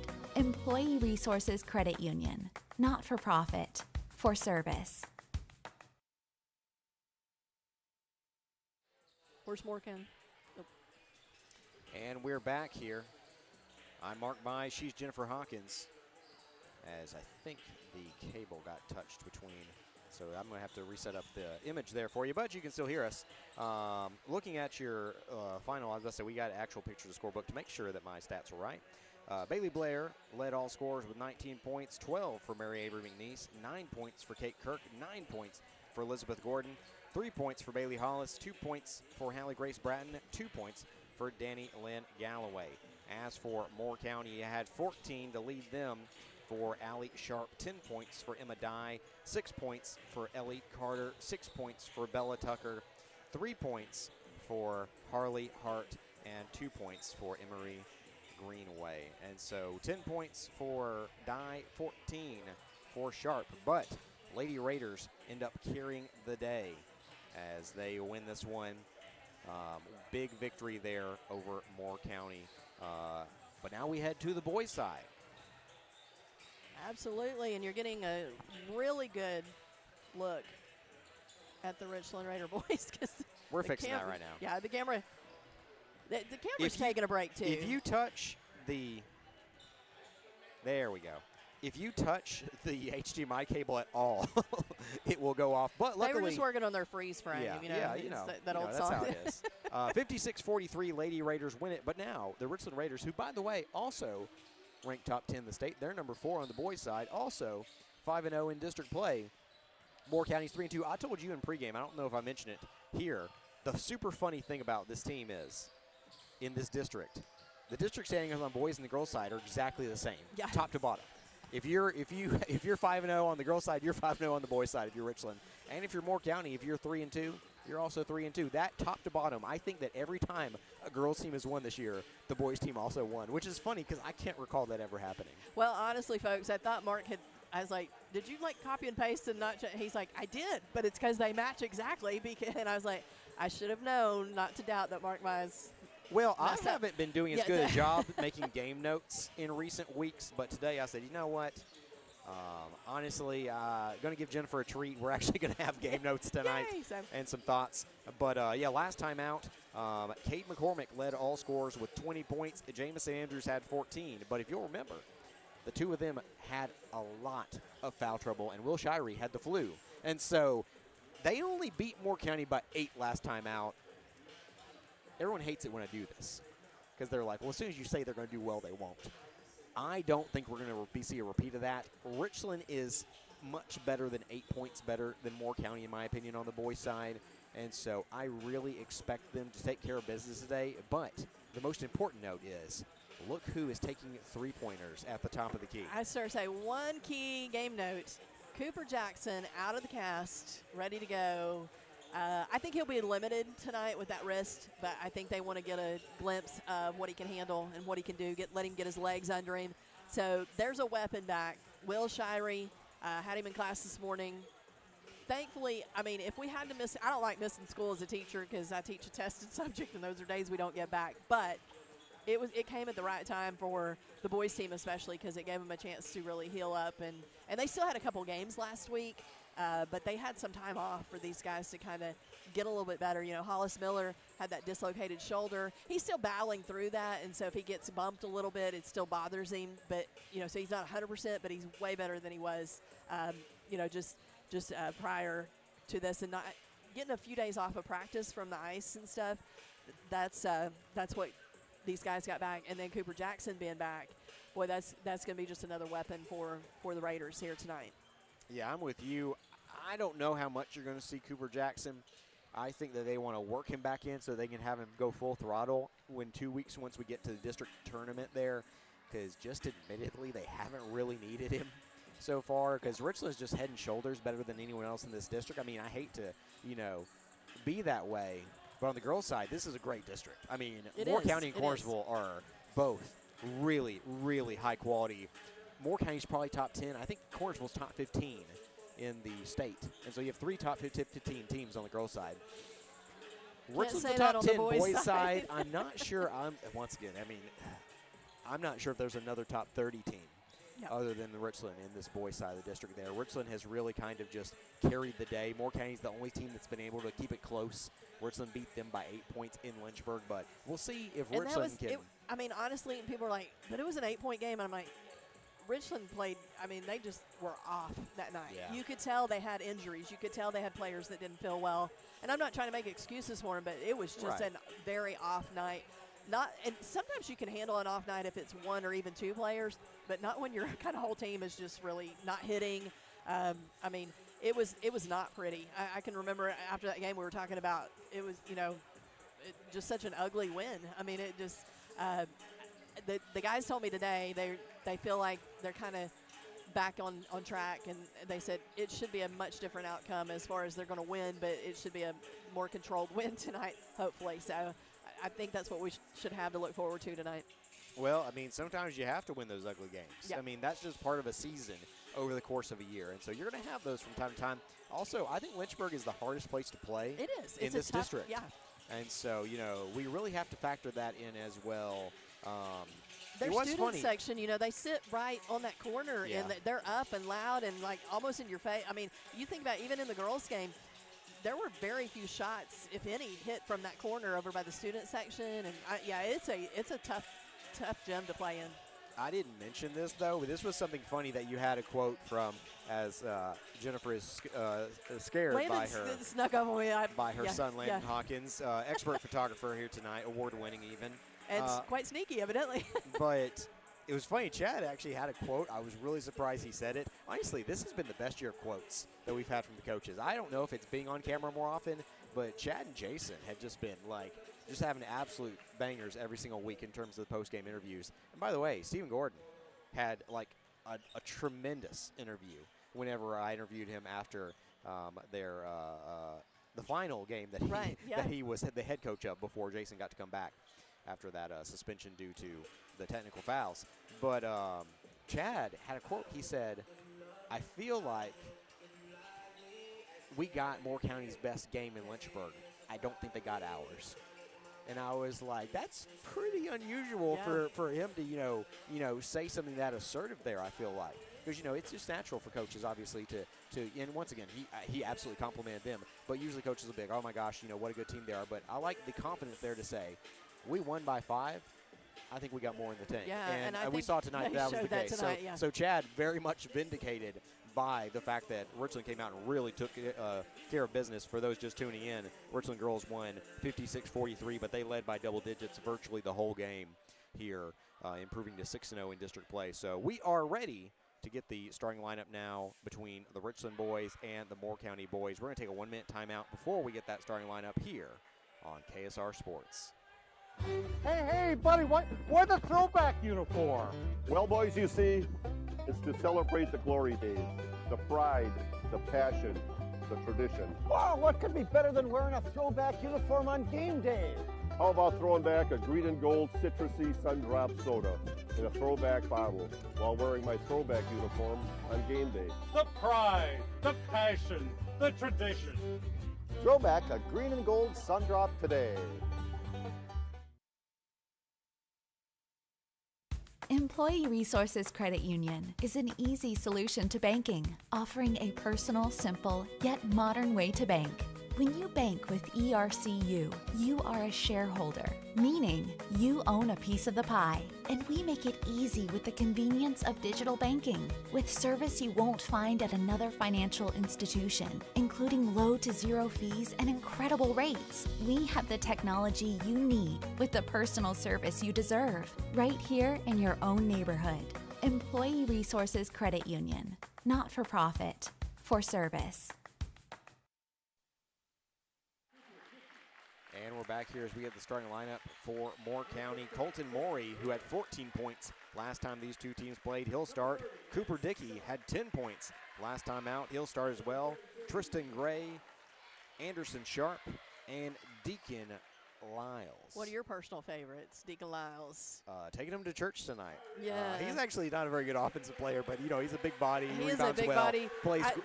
Plays really strong defense. He's what, back in the 80s you would have called an enforcer. Yeah, well, and I know that you like, because he's got the headband and kind of the retro, old school look, and so I know that's one of your things that you enjoy seeing.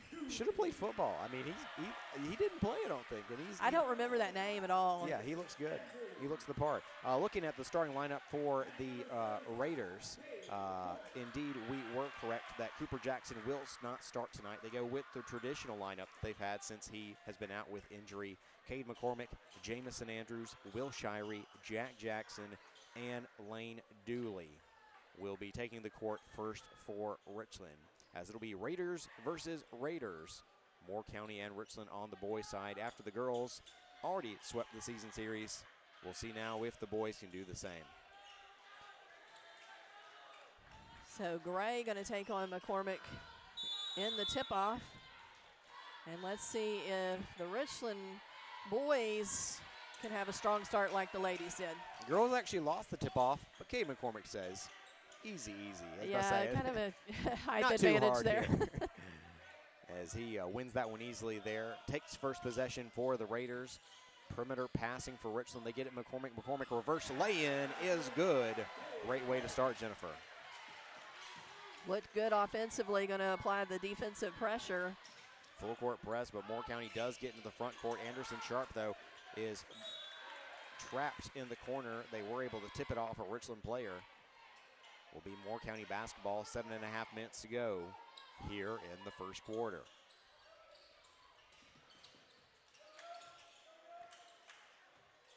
So let's see what this defense, can they kind of put enough pressure to force some early turnovers that convert to points on the offensive end. Raiders up by 2 here. Just over 7 minutes to play in the first quarter. Sharp in the corner. I really, really like the defensive effort compared to the first game. And, you know, Richland wasn't bad the first game, but so far they've looked great in this first minute of play.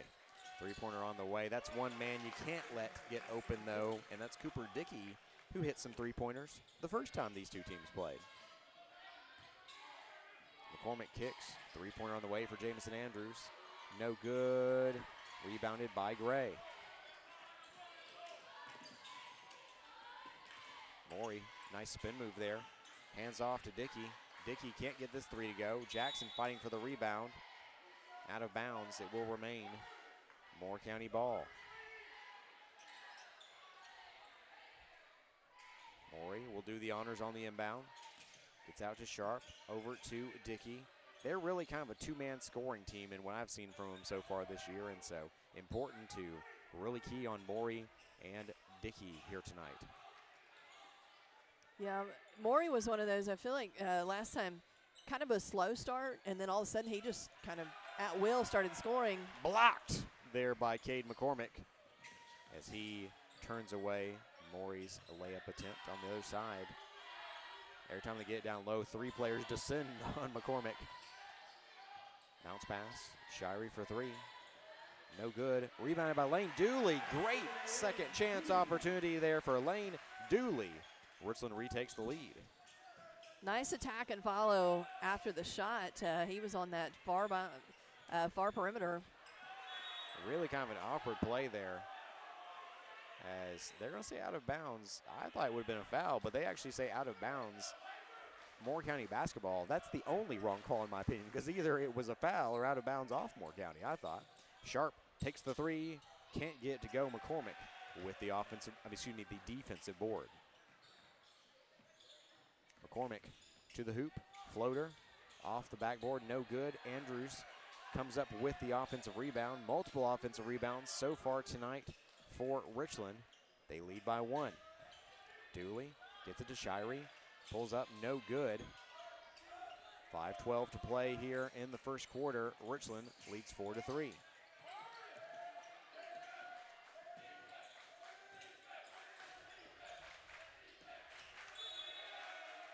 Out of bounds, it'll be Richland basketball on the errant pass.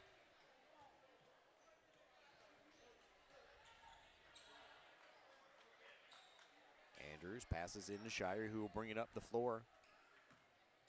Will be so big for them, though, to get back the fourth member of what I call the Big Four with Will Shirey, Cade McCormick, Jameson Andrews, and Cooper Jackson, who is available here tonight. Don't know how much we'll see him. Andrews for three from the corner. First Realty Group three-pointer for Jameson Andrews. I think Jackson will get a few minutes just simply to see how he handles it, how the wrist is feeling. Nice little floater there from Anderson Sharp.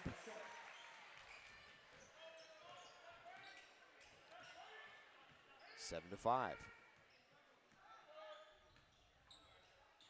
Shirey left wing gets it up top to Dooley, working around the perimeter. Jackson to the baseline. Andrews kicks. Jackson three. No good, but McCormick offensive rebound. Put back is good for the Raiders. Just better energy than we saw in the first game in Lynchburg. Well, I tell you, like I said earlier, I wasn't trying to make excuses, but they just didn't feel well against Moore County that night. Really good play there by Dickey. What I loved is McCormick was about to block him, came back off his weak side there, and then, you know, he kind of just hangs in the air so that he can wait just long enough that McCormick goes by, hits the shot, and then Richland, a turnover there. Can't afford that. They still lead by 2. Excuse me, 9-7 there. Sorry, I forgot to update the scoreboard. Morey to the hoop, and they tie it up.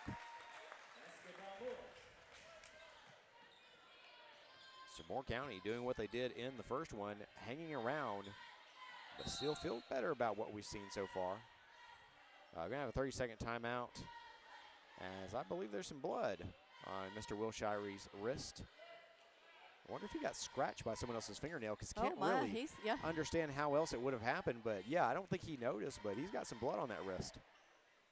And as we anticipated, here comes Cooper Jackson, who was already set to check in. But he's going to step in for Shirey. Not even sure that's who he was coming in for. Was probably going to replace Dooley. But Shirey, season. But good to see his season. But good to see his shot returning so easily for him. 12-9, Richland on top here. 2.5 to play in the first quarter. Morey bounce pass to Dickey and gets it quickly to Gray. Back to Morey. It's tipped by McCormick. They try to tip it up to McCormick for a fast break, but Anderson actually comes down with it. On the other side, Morey for three, and he hits it. A three-pointer for Morey, and Moore County ties it back up 12-all. So Moore County not going away quietly tonight. From NBA range, no good for Jamison Andrews.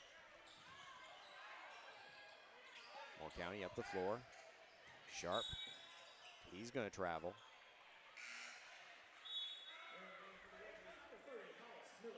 Miller in for Dooley. Because like we said, I really think that's who Jackson was coming in for a while ago, but they're have taken care of Shirey. I think he's back on the bench now, so got that cut cleaned up on his hand. Cooper Jackson, three-pointer, no good. But the offensive board and the putback for Hollis Miller. I'll tell you, I've been so impressed by Hollis Miller. Just a glue guy, a guy who plays his role really well. And he and Jack Jackson, you know, have traded a little bit in the starting lineup. And Lane Dooley, of course, you know, mixing in now with Cooper Jackson out. But really like what Miller brings off the bench. Shot no good, rebounded by Miller. Raiders up the floor. Cooper Jackson thinks about a three. Back to Jackson, he'll take it now. Ooh, off the mark. Jack Jackson has the offensive board for him there, though. Just a long pass, that's all that was, Mark. Cade McCormick tried to draw the foul there, but they don't buy it. Shot no good and rebounded by Moore County. Morey on the other side. Andrews tried to grab the ball just on a full sprint, and that'll be called a foul. 1:01 remaining in the first quarter, 14-12. Richland leads as Nathan Price comes in for the first time here tonight. Yeah, getting early minutes from Price. He's been putting in some good minutes, though, to give McCormick. McCormick tends to get in some foul trouble, and so maybe going to Price a little bit earlier.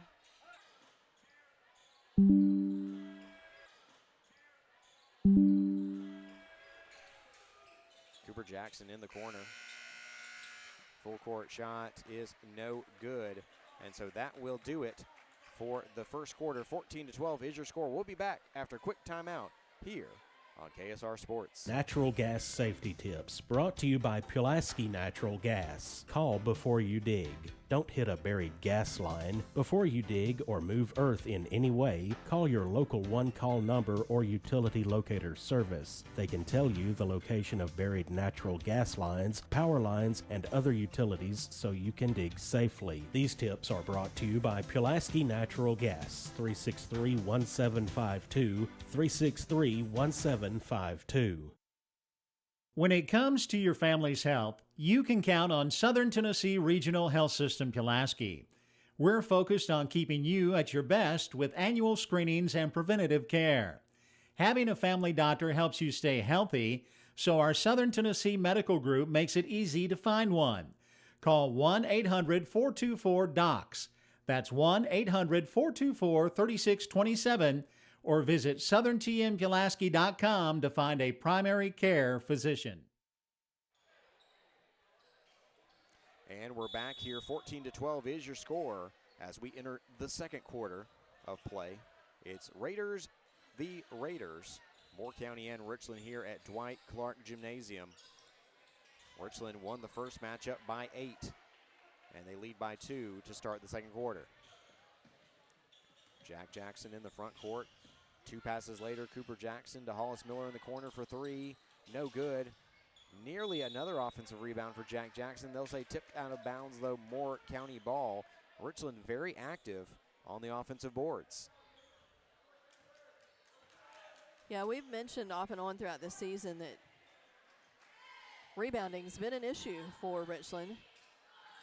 They've really stepped it up, though, in the last few games. I feel like that's going to have to be a key factor here tonight. That and limiting turnovers.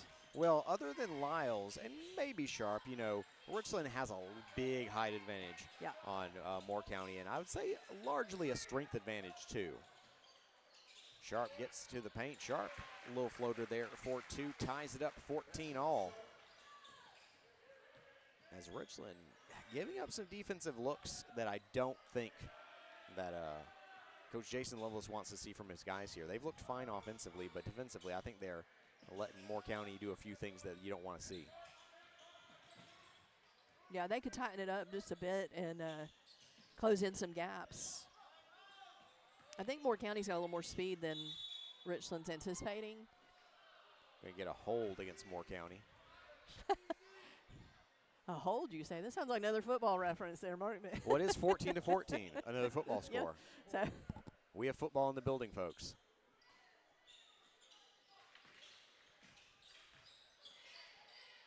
Cooper Jackson to Jack Jackson. Shirey on the right wing. Richland kind of just playing with their food here, working around the perimeter. Cade McCormick out of the game. That was a big catalyst for their offense early on. Three-pointer, no good. But Nathan Price, what an offensive rebound there. However, couldn't get the follow-up to go. Richland still impressive on the offensive boards, but they've missed a couple short ones in between, within 4 feet there. yeah, good board by Price. I think he got a little far under the basket. I think he was a little further under than he anticipated, trying to change his shot up. But I do like that they're fighting for those boards. Now they just need some of those offensive boards putbacks to fall their way. New into the game, that is number 20, Knox Hall. Sharp for 3, no good. Rebound by Andrews. Andrews brings it up. Back to Andrews, a little give and go there. This one in and out, another offensive board for Will Shirey. Shirey for 3. 3-ball really just not going their way here tonight. Other than Jamison Andrews, I don't think anyone's hit one yet.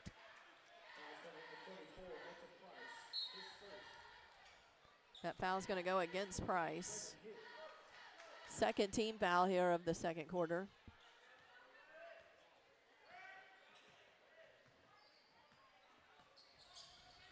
Yeah, I've seen a scoring lull from these teams. Yeah. 14-14 is your score.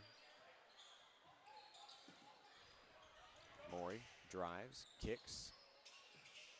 Yeah, because we're almost 3 minutes in, and there's been 2 points this quarter. Yeah.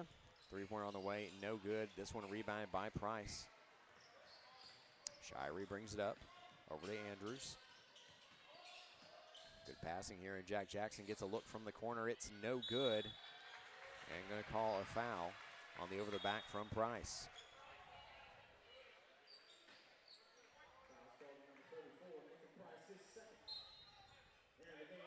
Moore County has really just kind of been Richland's kryptonite on the boys' side. You know, they've looked a lot better versus much better teams, but so far struggling a bit against a Moore County team that I believe is 5-16 on the year. Yeah. Colin Johnson now into the game. Maybe he's the spark that the Raiders need tonight.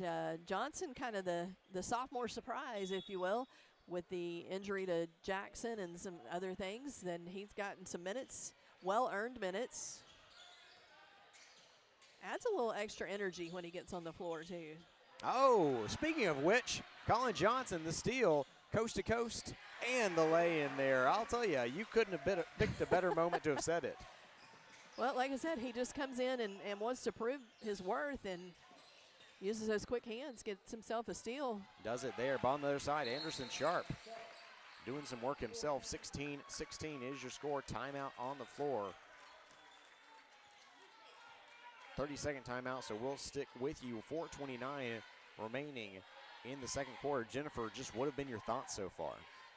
Well, it's kind of a little bit what we said. They started off well, Richland did, and then again having trouble scoring offensively. I mean, I think they're doing things right. They're getting good looks. They're getting some offensive boards, but just cannot get a shot to fall. This is exactly what we saw when we were in Lynchburg a few weeks ago. Just really struggled more offensively, but really I think got the win just because they're the better team. But, you know, you got to credit Moore County is hanging around. They're finding ways to do things. But, I mean, 16-16 halfway through the second quarter. Yeah. Yeah, that tells you a little bit of a story there. Like I said, I think Richland's used to shooting the ball from the perimeter a little bit better. It's not going Moore tonight, County yeah. looks like they want to let Richland take those shots.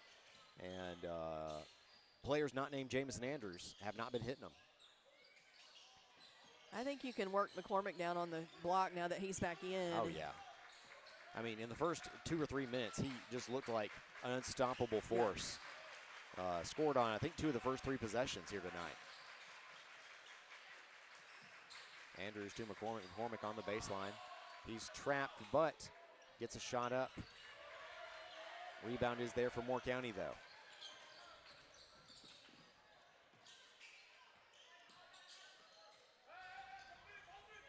Tristan Gray on the right wing. Hands off to Morey. Morey dribbling to his left up top.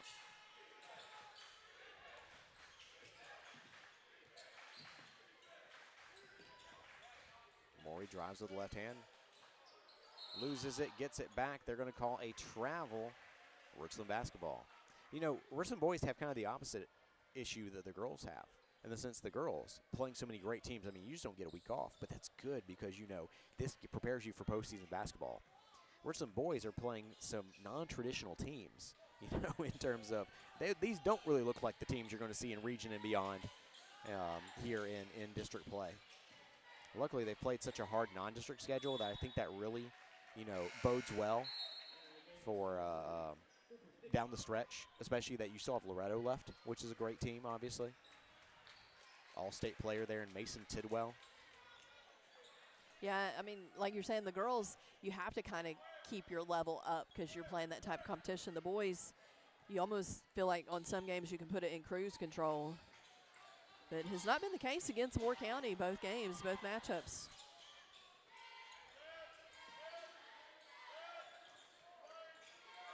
Ray on the right wing was looking for that cut there from his teammate. Morey, bounce pass. Back to Morey. Dickey from the corner, three-pointer, it's good. And just like that, another three-point lead here for Moore County with 2:26 remaining in the second quarter. Well, you can see it in the corner there, folks. Coming up on 2 minutes left, and Richland's had 2 points this quarter. James Andrews for 3. Can't get it to go. Chance for an offensive rebound here. Hollis Miller keeps that one alive. McCormick drives. McCormick step through. McCormick off glass, and it rolls home. McCormick answers just as you said that, Jennifer. Brings it back within 1 with 2:02 remaining. And Jason Lovelace calls a timeout. What do you think he's telling the guys for these final 2 minutes? I'm a little curious why we're still working the perimeter if what's producing a few points right now is the inside work. You know, you may have to give up some of that perimeter offense to try to just go inside. I don't know that Moore County has anybody that can stop McCormick right now. So let him post up, let him go, you know, and set down on those blocks and work the ball in, work the perimeter, but get it inside and let him go up against them. Because one of two things is going to happen. He's going to, you know, put it in off the glass, or he's going to draw contact and get Moore County in foul trouble. Well, of note, that 2-3 zone really is collapsing on McCormick there. And I think the only way to get him out of it is to start hitting some threes. But if you're not going to do that, then I think they need to start getting up the court up-tempo after a rebound, after a steal, you know, those kind of things. I think pushing tempo also might help them get out of this funk here. Because right now, Moore County is setting up in their half-court offense. They're getting in that zone, and they're basically just battening down the hatches and saying, hey, you know, you're going to have to hit some shots or else you're going to have a tough night against what we're trying to do here. So I think they're well coached, and I think they're doing the right things. But Richland's either going to have to hit some shots to get out of it or maybe pick up the pace a bit. Yeah, let's see what these last 2 minutes. I think you're going to have to try to just manage these last 2 minutes and then make a few adjustments at half and come out. And we've seen Richland do that many times this season, kind of struggle in the first half and then come out in the second half look like a completely different team. Cooper Jackson back into the game. Gray kicks, three-pointer on the way for Dickey. How is Dickey that wide open in the corner? It didn't end up biting them this time, but he has no one within 15 feet of him there. He's the best three-pointer shooter on the team. You can't have that. They know that. They've watched tape. They know that. I mean, he hit 3 the first time they played. So it's not like it's a surprise. Cooper Jackson has it right wing off to Jack Jackson here. 1:10 remaining now in this quarter. 19-18, Moore County leads by a point. McCormick spins. McCormick through a quadruple team. He's fouled. 2 free throws on the way. You know, that's funny that they're basically bringing 4 guys down into the box to try to stop him. And he says, well, I mean, if I can't score, I'm at least going to get you to foul me. Yeah, put myself at the line and see if I can get my points that way. And that's what I'm saying is, I mean, he's taking them on and drawing contact. So that's going to, you know, at some point, they can't continue to do that. They're going to run out of players to try to defend him.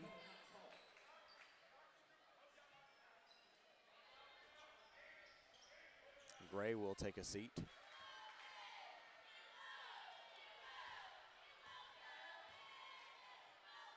McCormick goes 2 for 2. Good shooting team, both in free throws for the boys and the girls. Honestly, I think that's been one of their best assets this year for both clubs. Going to have a moving screen called for an offensive foul there for Moore County. Knox Hall. As you hear the chorus of "You Can't Do That" from the Richland student section, that's the oldest one in the book. The original chant. Back when Agner Doubleday, no wait, that's baseball. I'm stupid. James Naismith, all right? Yeah, there you go. Yeah. I was trying to say, that was around when I was in high school, so, you know. I don't think they invented basketball, though, back when you were in high school. It was close. You know, I remember days when there was no three-point line. Yes, folks, that's showing my age there. Shirey, First Realty Group three-pointer. And by the way, I forgot a point there. It's actually 23-19 is your score. As Raiders, a little run here in the final 2 minutes. That timeout from Jason Lovelace may have been just what the doctor ordered here, as Richland was down by 3, now up by 4. And a travel. Richland will have a chance with 11.9 ticks on the clock to add to that lead. Yeah, just enough time to get it in, and you're going to have to go, you know, a quick inbound and set your offense, but you should get a good look at this. Shirey up. Andrews. 5.8 seconds. Ooh, it's stolen by Morey. Morey will have a chance to run the, clearly a travel. Whoa, that's a defensive foul there. Goodness gracious. Can't have them all, Jennifer. It was on the floor, by the way, so no free throws here. So they'll have 1.3 seconds, enough time to catch and shoot, but not much else. That foul went against Jack Jackson, his first. Sharp definitely didn't get that off in time, but it's no good anyway. 23-19 is your score at the half. The Richland Raiders lead by 4 over the Moore County Raiders here at Dwight Clark Gymnasium. We'll be back after a 3-minute timeout with more Richland basketball here on KSR.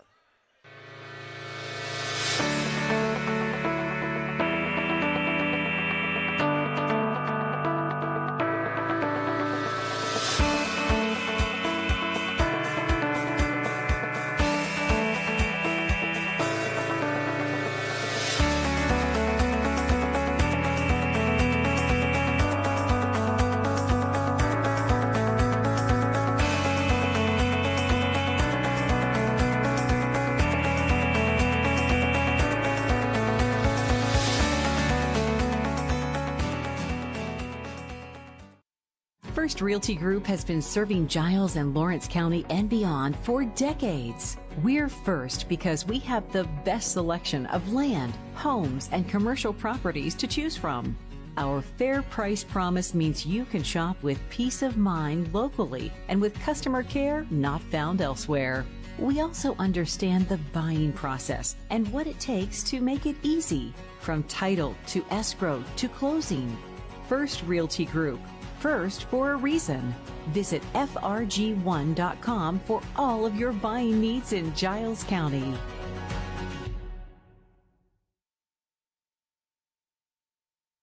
Fans, from the coin toss to the final quarter, stay refreshed with an ice-cold Coca-Cola as you cheer on the Raiders. Just head to the concession stand and grab the perfect refreshment to share with fellow fans. Share a Coke with a teammate, a rival, or friend this season. Thank you for choosing Pulaski Coca-Cola. It's time to load up on the best snacks and some delicious ice-cold Coke for all your game day guests. Nothing tastes like everyone you love and everything you like coming together. Coca-Cola. Together, taste better. May Oil Company, a four-generation family-owned business, is a supplier of fuel products and specialty lubricants serving Pulaski, Giles County, and southern Middle Tennessee from our offices and warehouse at 619 South 4th Street, Pulaski. May Oil Company is also a proud supporter of Giles County Bobcat and Richland Raiders sports. May Oil Company, supporting our Middle Tennessee communities for generations. 931-363-3704. This is Clay Doggett, your state representative for District 70, and I'm proud to share what makes Giles County such a special place to call home. From our rich history and strong values to our thriving local businesses and hardworking families, Giles County is built on community pride. We're blessed with beautiful farmland, vibrant small towns, and neighbors who always lend a helping hand. Whether it's gathering for local events, supporting our schools, or growing opportunities for the next generation, Giles County continues to be a shining example of Tennessee's best. We've been cutting prices at Murray Chevrolet GMC. There are amazing red tag deals throughout our lot. Just look for the red hang tags and windows to find the very best deals in our inventory, like the Black Widow Edition Silverado 1500 RST with $12,000 off, or the 2025 Corvette E-Ray with over $14,000 in rebates. Many more great deals with thousands off on 2025 trucks. Swing through or visit our website, murraychevrolet.com, for all the info.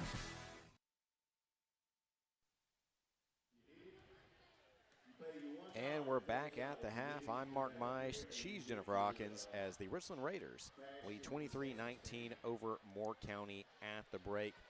Jennifer, just what have been your initial thoughts here from tonight's game?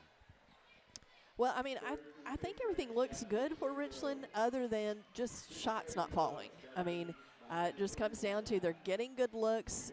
They've got good ball movement, applying some pressure on defense. I think you got to credit Moore County, though. I think they've been a little bit of a surprise to us both times, Mark, that they just kind of keep hanging around. But I do feel like as they lined up on the wrong side, I was trying to let folks watch the shoot-a-thon a little bit here at half. But, yeah, it's one of those, maybe they got a little overconfident on Moore County and overlooked them a little bit. I don't know, but I think it really does come down to changing up that shot selection a bit. If the perimeter shots aren't working, that's a problem for Richland if it doesn't go, because that shuts down a big part of your offense. But I think you just got to kind of look back inside and let McCormick work a little bit off those blocks. And Price, I would like to. I've said this before. I'd like to see both of them, do a low high post type situation and see how that could work, especially when you've got a size advantage on Moore County. But but I'm also not on the sidelines to make that call, so I'm sure Lovelace will have some other thoughts. I find it hard to believe that they would overlook Moore County just because, you had a tough time with them the first time around. Once again, extenuating circumstances, obviously, but, you only beat them by 8 in that one in Lynchburg. And so Richland really has not come out. They've had pretty good energy tonight, but they just haven't been hitting the shots that I think that they are accustomed to hitting, especially from the perimeter. And then defensively, they've just missed some assignments occasionally. They've just missed some opportunities where guys are just finding themselves open, such as Cooper Dickey, who's been open for 3 or 4 three-pointers. Luckily for them, he's only hit 2 of them. But overall, Richland up by 4 at the half. They really answered in the final 2 minutes after that timeout. I think they're really in a good spot, just have to follow through and come out with, the expectation that you're going to win this game the way that you should against a 5-16 team. Well, and it's one of those 5-16, but sometimes records are really misleading about teams, you know. So but they haven't. I looked to try to see were some of those losses against like some really powerhouse, and it really wasn't. Real quick, let's look at their last 5. Once again, I'm not sitting here trying to hate on, but they lost at Cornersville by 18. Yeah, that's a lot. I don't know. It just then they beat Huntland by 4. Huntland though really was not very impressive the other night when we saw them. They beat City by 6. And then they lost by 17 to a Franklin County team that's Franklin County's pretty good actually on the boys' side. They're pretty decent. I saw them play Giles earlier this year, but then they lost by 48 to Lincoln, which by the way, Lincoln's a good team. That's what I'm saying. But 48's a lot. That's a whole lot of points. Like, I don't know. If Richland played Lincoln, I'm not saying they would win, but they'd be within 10 points. And but so, that's just different. Here's the thing.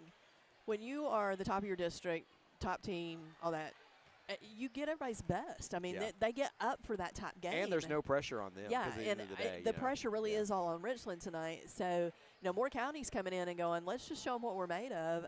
And they've hit some threes. Maury and Dickey, that combo, they're going to have to – they can't leave them wide open. I mean, you've got to put pressure on those guys. And they've had a couple of times that those when they've gone to swap, it hasn't worked. And so – yeah, it's just one of those things. But I don't know. So getting a look at a few future Raiders, and got to give a quick shout out. It is a very special birthday today. So Kendall Hood, who is kind of an unofficial part of our team here. He doesn't truly work for KSR, but he runs the clock and the scoreboard for all the Richland home games. Does a fantastic job. Helps us out tremendously because he puts up the fouls and the numbers and so big birthday shout out to him. And but this is what it is when you're an adult and it's your birthday. Like life just goes on. He's not home to you'll celebrate when you can, but he'd rather be here. His daughter cheers, and so but if you guys know Kendall Hood and see him and then tonight or the next day or so, wish him a happy birthday. Speaking of birthdays, you made me think of that. A special one for my grandmother, Mary Ann Gunner. Well, happy birthday. Well, actually, it's this week, but I thought it was today. She's turning 90. Not a lot of people see that one. Yeah, so, that's a big one. Yes, good, clean living. But 23-19 is your score at the half. Looking at some of your top scorers there for Richland, you have a game-high 8 points for Cade McCormick, 6 points for Jamison Andrews, 3 points for Will Shirey, 2 points Hollis Miller, 2 points Colin Johnson, 2 points Lane Dooley. I think that would do it for the scoring there, and you'd never believe it, but I made a mistake on the Moore County scoring. That's not the one that most people watching are as concerned about, but we'll get that by the end of the game. We're going to take a quick 1-minute timeout, and we'll be back with the start of the third quarter. Fans, from the coin toss to the final quarter, stay refreshed with an ice-cold Coca-Cola as you cheer on the Raiders. Just head to the concession stand and grab the perfect refreshment to share with fellow fans. Share a Coke with a teammate, a rival, or a friend this season. Thank you for choosing Pulaski Coca-Cola. It's time to load up on the best snacks and some delicious ice-cold Coke for all your game day guests. Nothing tastes like everyone you love and everything you like coming together. Coca-Cola. Together taste better. May Oil Company, a four-generation family-owned business, is a supplier of fuel products and specialty lubricants serving Pulaski, Giles County, and southern Middle Tennessee from our offices and warehouse at 619 South 4th Street, Pulaski.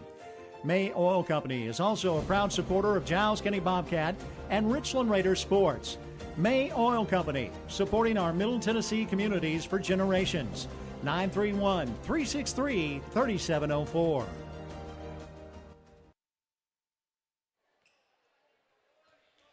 And we're back here to start the third quarter. I'm Mark Mize. She's Jennifer Hawkins. Richland Raiders have the ball first and a 4-point lead to start this third quarter. Took them a long time to get out of the locker room, so I feel like they were making some good adjustments, getting some focus back. Let's see if it pays off here in this third quarter. Shirey hands it off to Andrews, dribbles to his left, passes to Cooper Jackson. Jackson kind of looked like in the first half, you know, he didn't start today, back after that broken wrist.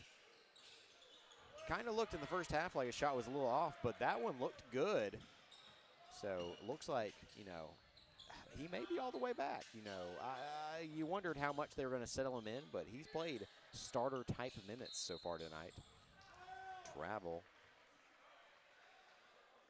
Yeah, I didn't know if he'd be limited or not, but they probably just kind of on the basis of how's the wrist feeling.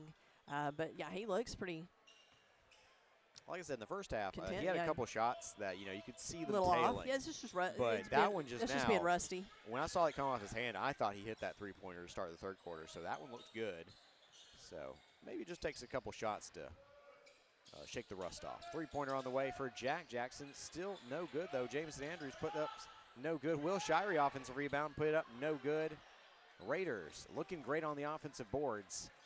Not following through, though, on some of those second-chance points. Oh, gets it to Deacon Lyles. Lyles travels.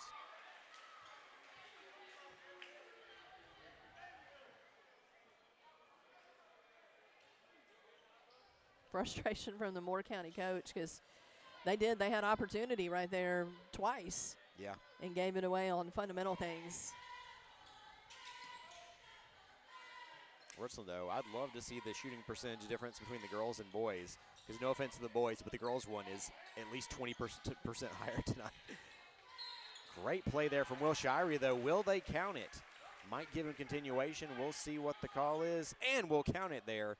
A chance for a three-point play the old-fashioned way for one Will Shirey. Yeah, I felt like it should go because the ball was really out of his hand when the whistle blew.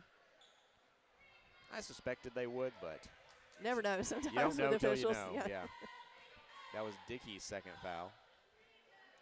Shirey hits the free throw.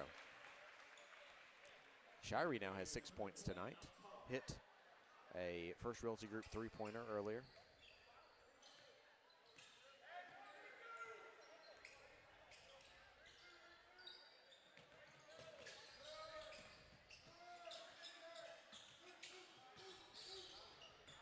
Morey through traffic, bounce pass. Sharp in the corner. They'll restart.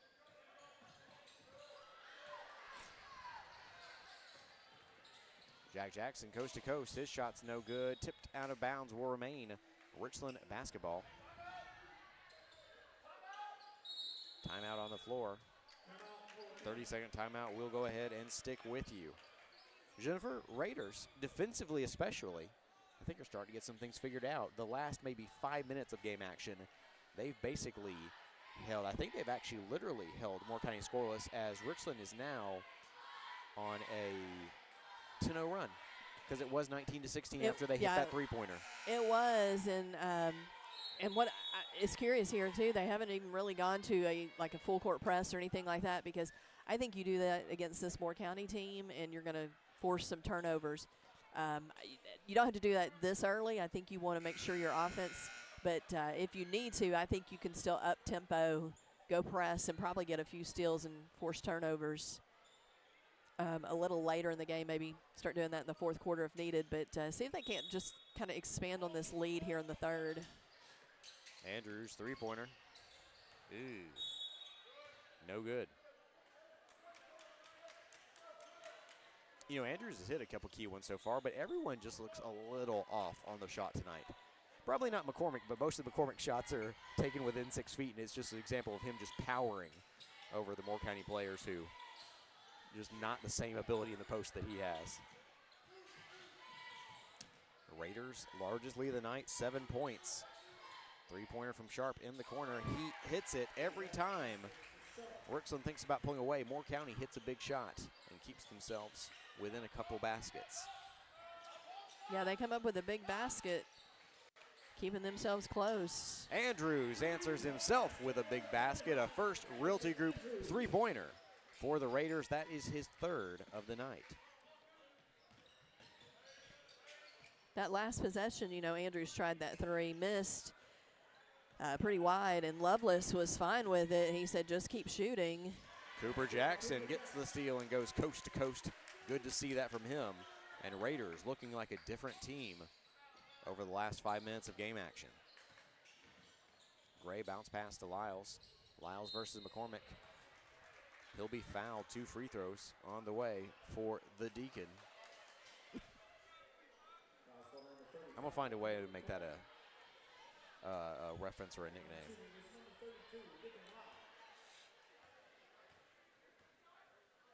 It's the headband that sells it for me. Like, it does. Yeah.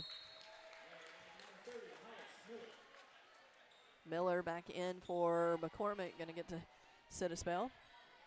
He just looks like a journeyman player from the 80s in the NBA. Yeah. Like, it's a guy who ends up winning 6 championships over the course of his career. Doesn't start for any of the teams. He takes on the role of bruiser. I mean, that's what I think. That's how they played the game back then. Yeah, it was. Maybe that's what I'm thinking of. Jack Jackson on the wing. Raiders still up by 8. Cooper Jackson for 3. It looks good, and it is. First Realty Group 3-pointer for Cooper Jackson. Good celebration from the crowd, too, because they know what Cooper Jackson's had to do to kind of fight to get back tonight and then get a shot to return, too. They're going to say 2 free throws here, but I kind of felt like it was stripped out of bounds rather than a shot attempt. Gray going to get a trip to the line.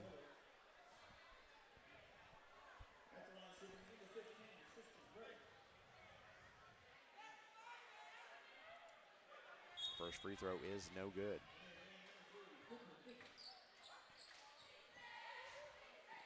Dickey back in for Moore County, which that's one you got to keep an eye on for sure. Richland winning their district matchups on the boys' side by, I think, about 20 points a game.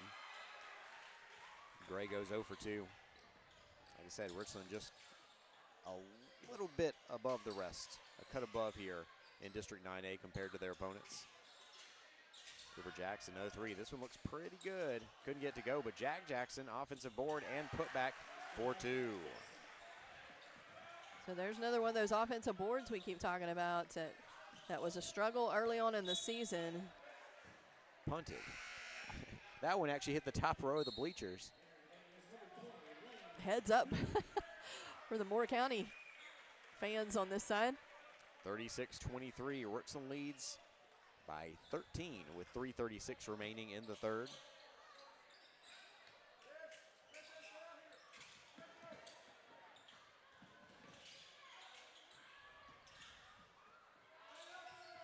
Bounce pass there from Lyles. It's going to be a tie-up. It'll be interesting to see what they call here. Yeah, I felt like Dooley was out of bounds as he was tied up. And so, indeed, it will be a Moore County ball. Would have been a tie-up otherwise, but if one player is touching out of bounds. Morey gets it into Gray. Gray puts up the shot and a chance for a 3-point play for Gray.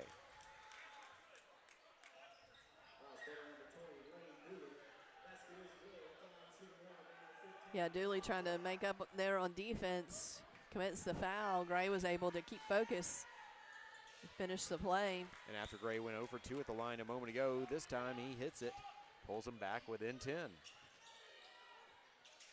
Andrews thinks about a 3, gives it off to Dooley. Bounce pass. Good pass there from Miller. Extra pass here. Andrews thinks about it again. Ooh, offensive foul called against Jack Jackson. Really good charge taken there by the Moore County player. 30-second timeout on the floor. We'll go ahead and stay with you. 3:03 remaining in the third. Just looking at some of your leading scores so far for Richland. 9 points for Jamison Andrews, 8 points Cade McCormick, 5 for Cooper Jackson, 6 for Will Shirey, 2 for Colin Johnson, 2 for Jack Jackson, 2 for Hollis Miller, 2 for Lane Dooley. A lot of scores then. Yeah. Spreading it around a little bit. I think of everyone who's seen the floor, I believe Price is the only one who hasn't scored yet. You know, I actually had a question for you and probably an answer. You're seeing only one 8th grader still after all the 8th graders have come up. I think it's because baseball practice has started. Yes. That's what I suspected. Yeah, because you have to remember they're junior high, so their season starts earlier and is shorter, so they don't want to miss out on those opportunities. Well, high school starts like March 8th. Yeah, and it's so, pretty soon too. it's yeah, and you got some guys on here, once they finish up basketball, will be shifting over quickly to baseball. Shot is up and good for Dickey. Moore County continues to hang around.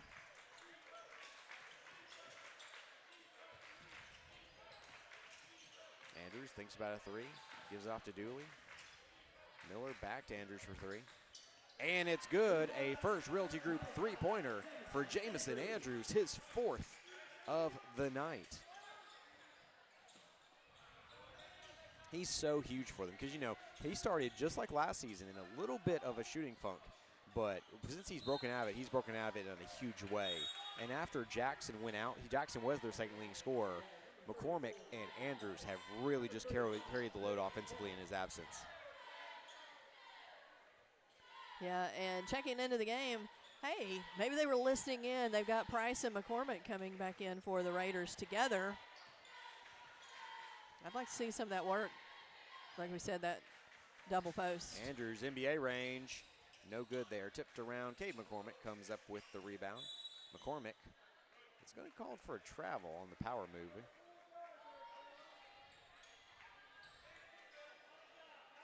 .148 remaining in the third. 11-point advantage for the Richland Raiders.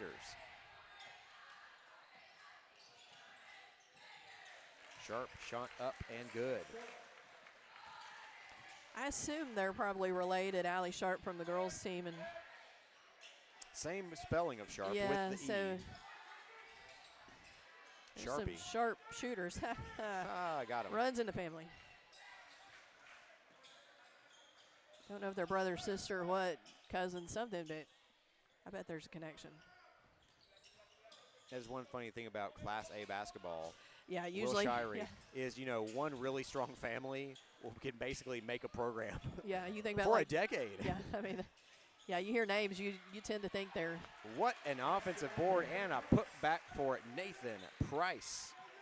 So now everybody that's put minutes in have points, right? Yep, all 10. Wait, 9, 10, 9. I'm sorry. That's impressive, though. You got 9 scorers tonight. Yeah. I think the only guys who haven't seen the quarter, Fugelberg and Lovelace, right? Yes.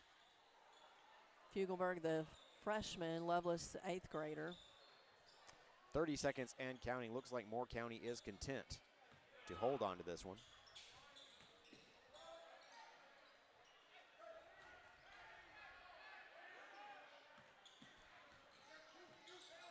Dickey gives it off to Gray. Gray is trapped. He'll kick it back out. Sharp pull up, two-pointer, no good. Rebounded by McCormick. We're going to have a tie-up. Possession arrow, Richland ball. 6.6 seconds left. They'll need to get up the floor quickly, but Richland will have a chance to put a final exclamation point on their best quarter of the day here in the third.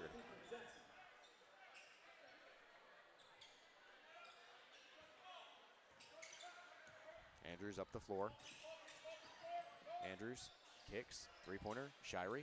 At the buzzer, it's no good. 41-30 is your score after three. We'll head to the fourth as Richland leads by 11 in this District 9A matchup on KSR Sports. We've been cutting prices at Murray Chevrolet GMC. There are amazing red tag deals throughout our lot. Just look for the red hang tags and windows to find the very best deals in our inventory, like the Black Widow Edition Silverado 1500 RST with $12,000 off, or the 2025 Corvette E-Ray with over $14,000 in rebates. Many more great deals with thousands off on 2025 trucks. Swing through or visit our website, murraychevrolet.com, for all the info.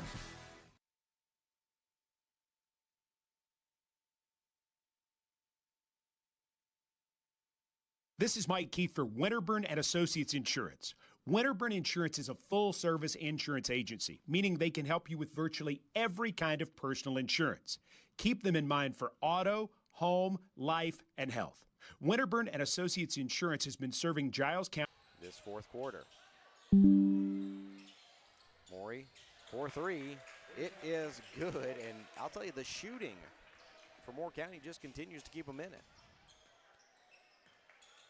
Yeah, they've got to have an answer for But then kind of lackadaisical passing there. Morey goes coast to coast, can't get it to go. It'll be a foul against Richland, out of bounds, Moore County basketball. Like I said, maybe Moore County is just Richland's kryptonite. Yeah, something. Because it's very funny that Richland handled Cornersville very easily. Cornersville just smokes Moore County, though, so, you know. Sometimes it's a game of matchups, yeah. It really is. Dickey for three. Another chance for him to be wide open, but luckily Richland this time does. We're going to have a foul against Richland once again.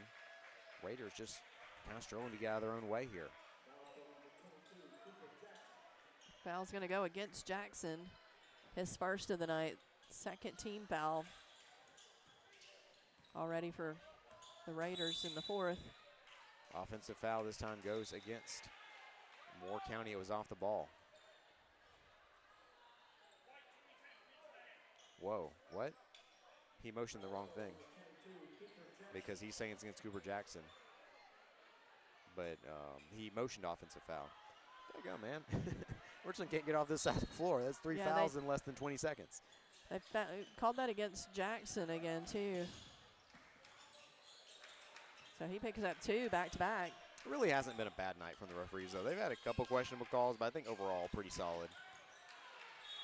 Out of bounds, it'll be Richland basketball as they lead by 8 with 7:06 remaining in regulation.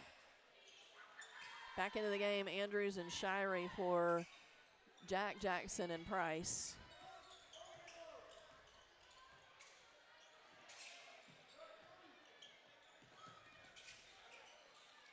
Jackson up to Andrews. Andrews for three. Doesn't hit his fifth of the night as he's been hot from that first Realty Group three-point range. Moore County up the floor. Sharp to Tristan Gray. They've got some pretty pristine passing at times for Moore County. Shot up, no good. And you have to remember, what I would argue probably would have been their best player was the quarterback. Gavin Wise, you know, he is out for basketball as well due to his injury. And so in Moore County's defense, they probably would have been bringing a better team if it hadn't been for that injury. Morey gets out in transition. They don't call the first foul, which is probably a foul against Richland, but they do get him with the second one there. In fact, I think Andrews might have been actually just kind of going to. Yeah. He was Cooper okay Jackson with giving the gets foul. 3 fouls in the span of 1 minute. They've got his number down, don't they? Morey, no good off the back iron on the first free throw.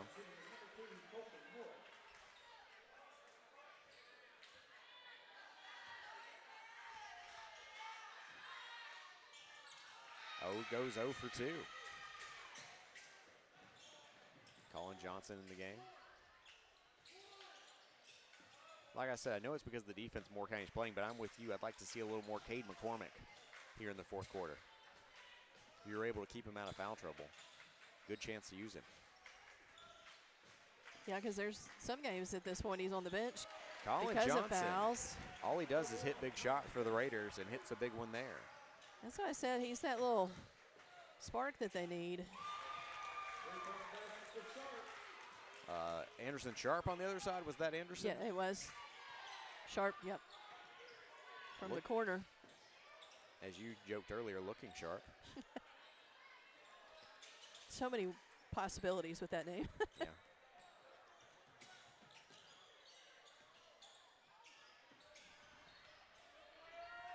Ooh, Colin Johnson nearly loses it. Luckily, Cooper Jackson is the man on the spot there. Raiders still lead by 7. Kind of feels like the girls' game in the fourth quarter in the sense that Richland's got a pretty comfortable lead, but I feel like it could be more. Yeah, 7 points, and the way Moore County's hit a few threes, I'm not as comfortable as you, Mark. Jamison Andrews to the hoop and puts it in for 2. He leads all scorers now with 14 points. Timeout on the floor for Jason Lovelace and the Raiders. 30-second timeout, so we'll go ahead and stick with you there. 45-36 is your score. 4:53 left to play, so 9 points. I'd feel a little more comfortable with about a 15-point lead. So could they, you know, go on a little 6-0 run here and kind of put this thing a little more away. I think defensively you're going to have to watch out for Maury and Dickey still. You know, just don't give them the opportunities.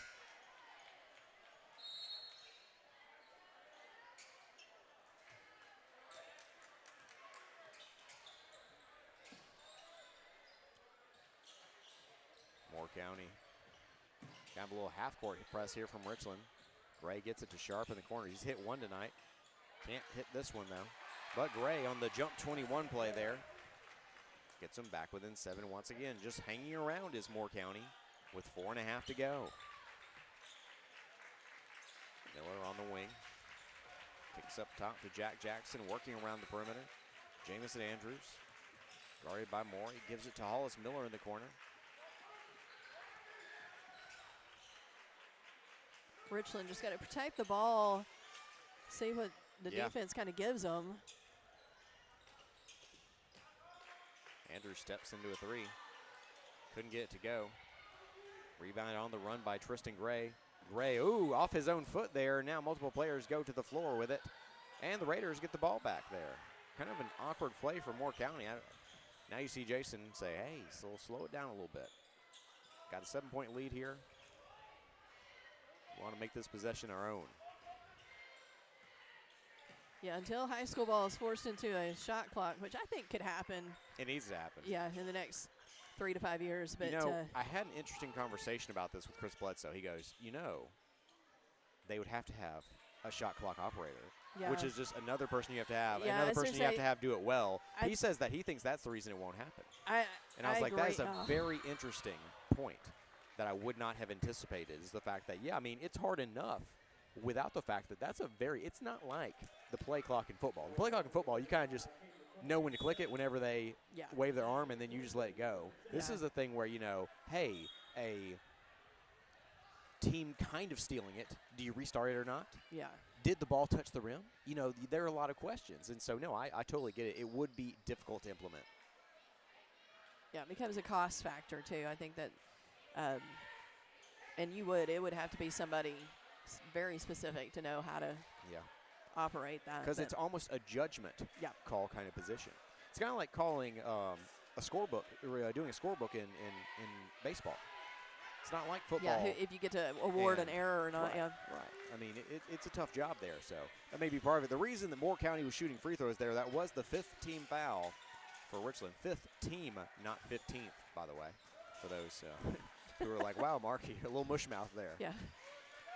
1, 2, 3, 4, 5 is what he's trying to say. Jackson cuts to the hoop, kicks. Jack Jackson for 3 in the corner. No good. Wow, what a job by Will Shirey. But unfortunately, he's trying to get off of a Moore County player. And there's going to be a foul called against Cade McCormick. 6-point game. Moore County gets free throws here. Richland may have to grit it out down the stretch. Yeah. 3rd foul against Cade McCormick. Probably not a huge issue at this point, as Cooper and Cade both have 3 fouls, but with just 2.5 to go in regulation. But Price is set to check in for McCormick. I think part of that, though, was that the frustration. Jason was calling for everybody to come back down, just come back to play defense, and, you know, they ended up committing a foul, 60 feet from the basket. Yeah. Second free throw is no good. 5-point ball game, though. Just 2 possessions between Richland and Moore County here. That's your difference. Jamison Andrews in the corner. He's going to drive baseline. Kicks back out. Shirey.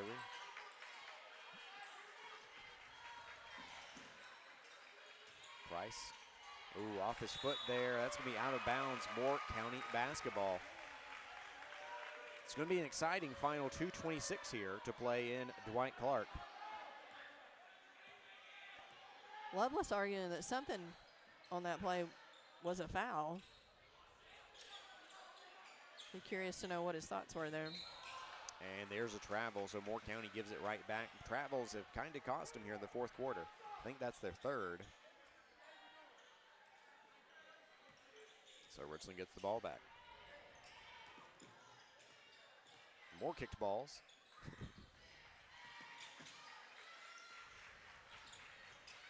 Corner passing leads to a three-pointer. Jamison Andrews, no good. Fighting for the rebound. Sharp comes down with it. Sharp running the floor. Bounce pass to Morey. Morey brings it up. Three-pointer on the way from Dickey from the corner. No good. Dickey, a tough second half shooting. Uncharacteristic for him. Timeout, Jason Lovelace. Full timeout, we'll take one as well. 5-point lead with 1:41 remaining for the Richland Raiders. Back in 1 minute here on KSR Sports. Employee Resources Credit Union is an easy solution to banking, offering a personal, simple, yet modern way to bank. When you bank with ERCU, you are a shareholder, meaning you own a piece of the pie. And we make it easy with the convenience of digital banking, with service you won't find at another financial institution, including low to zero fees and incredible rates. We have the technology you need with the personal service you deserve, right here in your own neighborhood. Employee Resources Credit Union, not for profit, for service. Timeout, Raiders here, leading by 5. It's Raiders versus Raiders. Richland, the homestanding team, leads 45-40 as they're looking to sweep Moore County on the night and the season. As Lady Raiders came out with a 56-43 victory earlier on, they have now taken a stranglehold on District 9A with a 6-0 start there. Richland boys trying to do the same.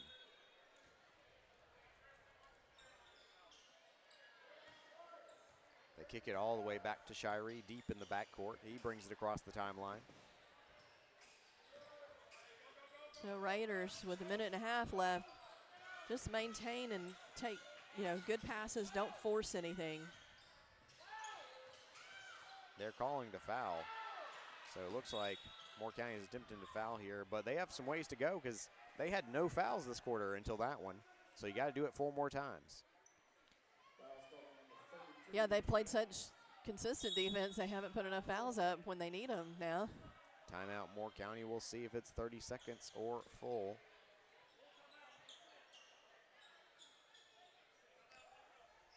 Full timeout, we'll take it as well. 45-40, Richland has the ball and the lead. We'll be back in 30 seconds. We meet by accident, a play on words. But when you need us, we're there. Gerald's Auto Body and Gerald's Auto Repair is a trusted friend when you need auto repairs or auto body work. We specialize in making you feel at ease in a time that can be uncertain at best. We take the worry away and give you our very best. Gerald's Auto Body and Gerald's Auto Repair, a trusted friend when you need us. Call 363-0539 or drop by 716 North 1st Street, Pulaski.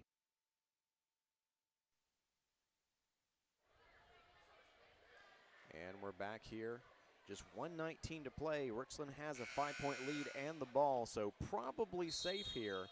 But Mark, don't say that. Then 5 points. They've kept the Richland fans on the edge of their on the seats here tonight. Yeah, I'm not feeling too comfortable just yet.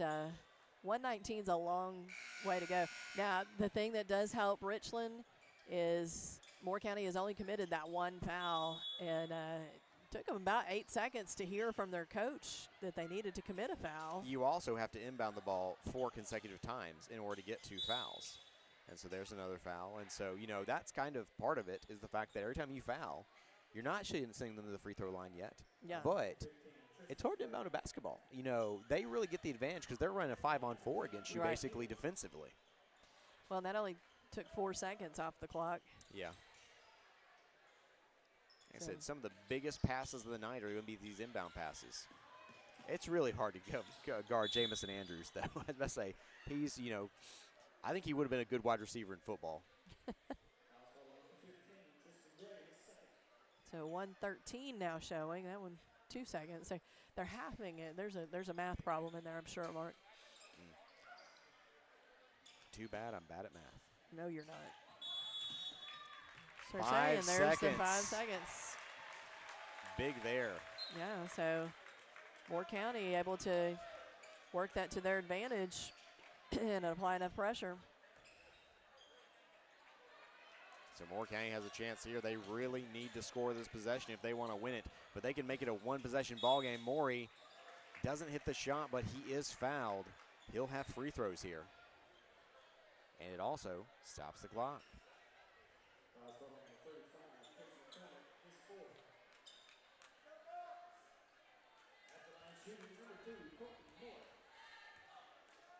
Morey, probably their best free throw shooter, misses the first.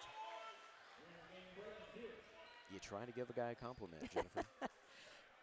I'd say you jinxed him, but I know you don't believe that stuff, so. Goes 1 for 2. Cleans it up on the second. Still a two-possession ball game here. They foul Jack Jackson. That is only the fourth foul, so you got to inbound it one more time. We still have 1:05 showing on the clock. It's funny because this may end up being the exact final score from the first time. Remember, Richland won that one in Lynchburg 50-42. With 1:05 remaining, a 50-42 game wouldn't surprise me a bit. All right, so Cade McCormick is fouled for the fifth foul now, so McCormick will head to the line.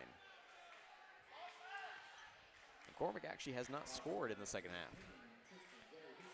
1:04 left on the clock. This last 64 seconds may take ages. You know, he's played a lot of minutes in the second half. I'm really surprised that he hadn't scored yet. Big free throws here. He hits the first.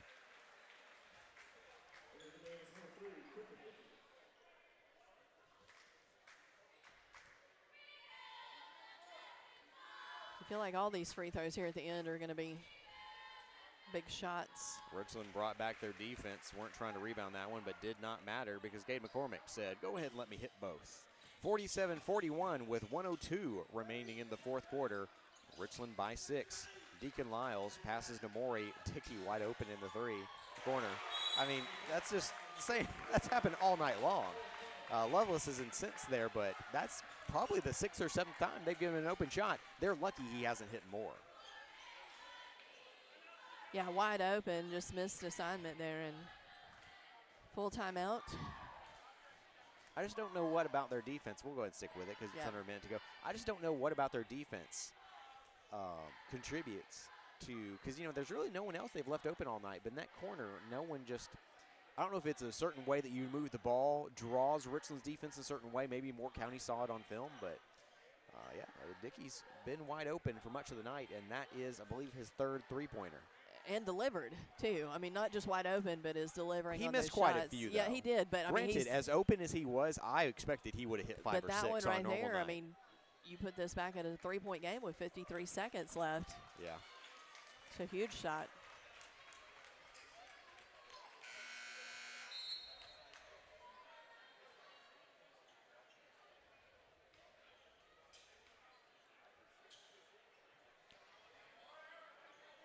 So may see more fouling here from Moore County. Luckily for the Raiders, McCormick did hit his last 2. That's why they are holding on to this 3-point lead. Gonna go Stack with the inbound.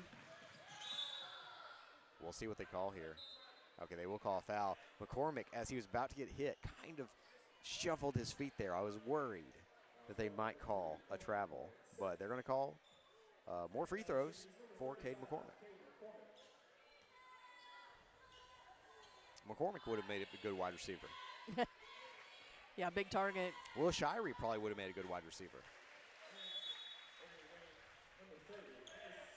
And McCormick continues to deliver at the line, makes it back to a 2-possession ball game.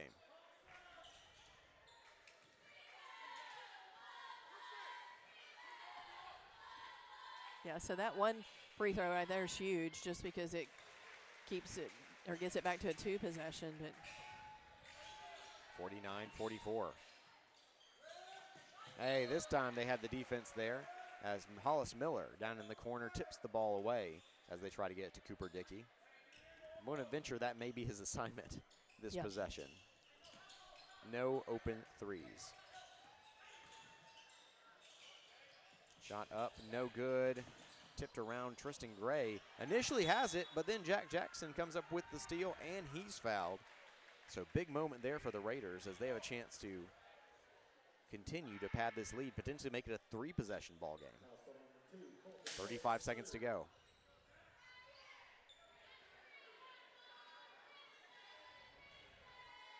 A big shot here for Jack Jackson. Like you said, it is still a two-possession game, but you hit both these. That one's big. This next one's even bigger to get it back to 3 possessions. 35 seconds showing on the clock. What do you think Richland's free throw shooting percentage is tonight, Jennifer? I'm trying to think. They missed one? They have missed 0, 9 for 9. Okay. They're shooting 100% and a travel. That probably will do it for you, folks. 7-point ball game, and Moore County commits another turnover. Been 9 for 9 from the line. They haven't gotten many opportunities, but they've really made them count. I feel like they could get several opportunities here in the next few seconds. So there's your first. Jamison Andrews. You're relatively quiet leading scorer here tonight, but I mean, I'll tell you, when they need a perimeter shot, he's basically been the only guy who's answered. Got 14 points pending these free throws. He hits the first.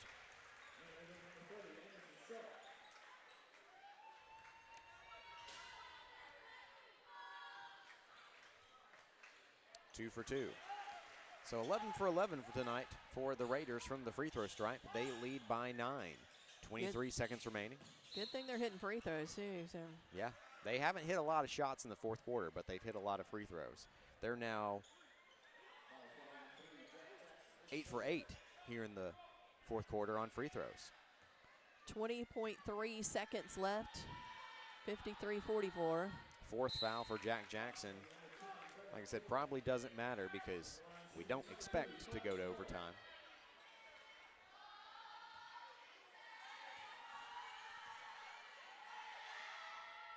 Morey goes 2 for 2.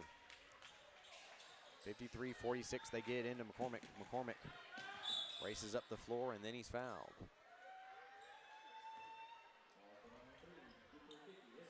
We said at the, what was it, 104, 64 seconds left. This last bit could take take some time. At some point, though, we'll hit zeros across there. McCormick is your second leading scorer for the Raiders. He's got 13.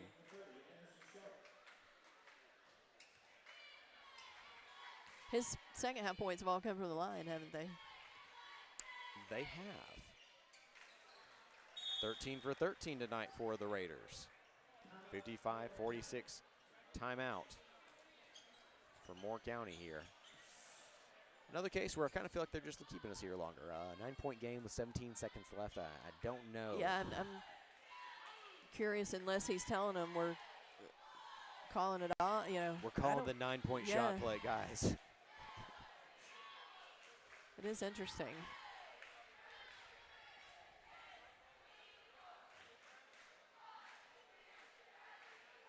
So, yeah, your leading score tonight is 16 points for Jamison Andrews.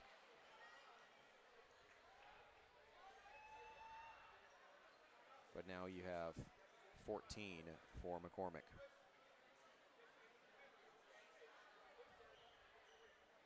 That's interesting because you think about McCormick, you're thinking, did he even get to double digits? And then he's your second leading scorer. The Bailey Blair effect. Yeah. Blair was the leading scorer. She had 19 points in the girls' Quietly, game after only having 4 points at the half.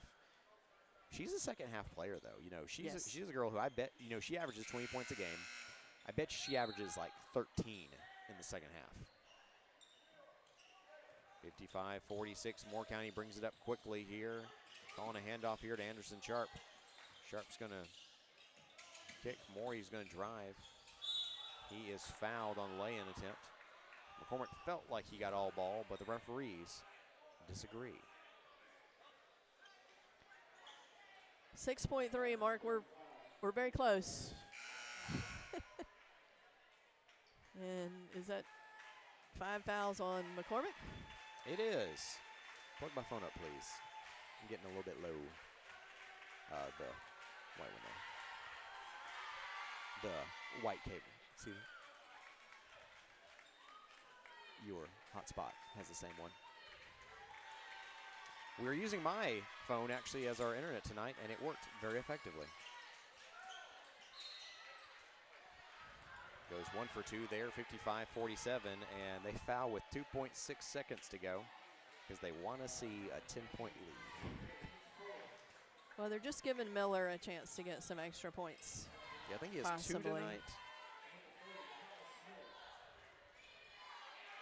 Miller, you see that tape job on his shoulder. We mentioned has a dislocated shoulder, but on his shooting arm, but it's holding up for him. So still made some of those crisp passes, still played some good defense tonight.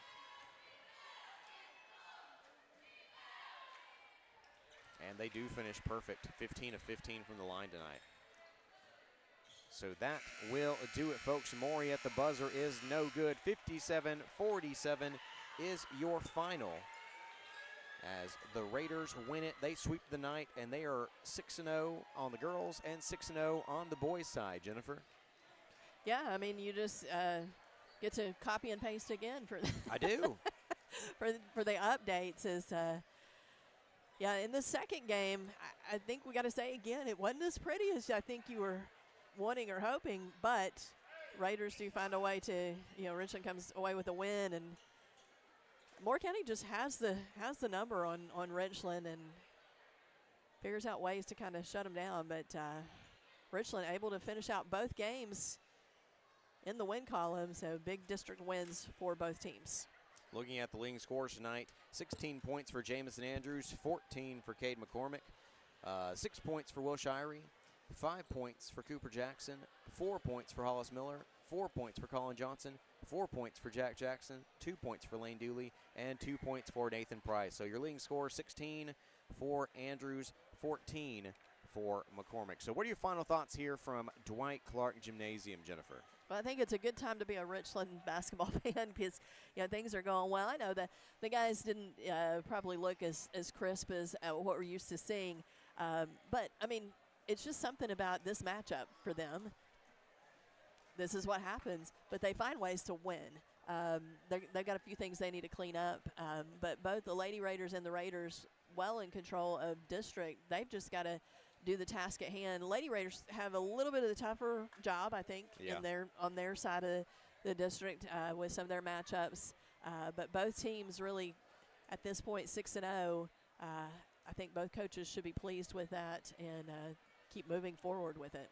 So homecoming Friday night. Do want to mention that. So homecoming starts at 5:15. Won't be broadcasting it, Nope. but I will be here covering for the paper, taking photos, And things I of will that nature. Be here enjoying homecoming. So, so if you want to come out and be part of the homecoming festivities on Friday night, they do begin at 5:15 before the girls' game. So I want to mention that time so that people don't miss it because, some schools do it in between games, things like that. So just want folks to know they got to be here early to enjoy that.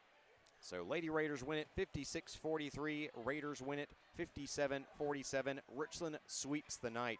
I want to thank all of our fantastic sponsors, all of the fine folks at WKSR, and a special shout out to Jennifer Hawkins on the color commentary tonight. So one final time, Raiders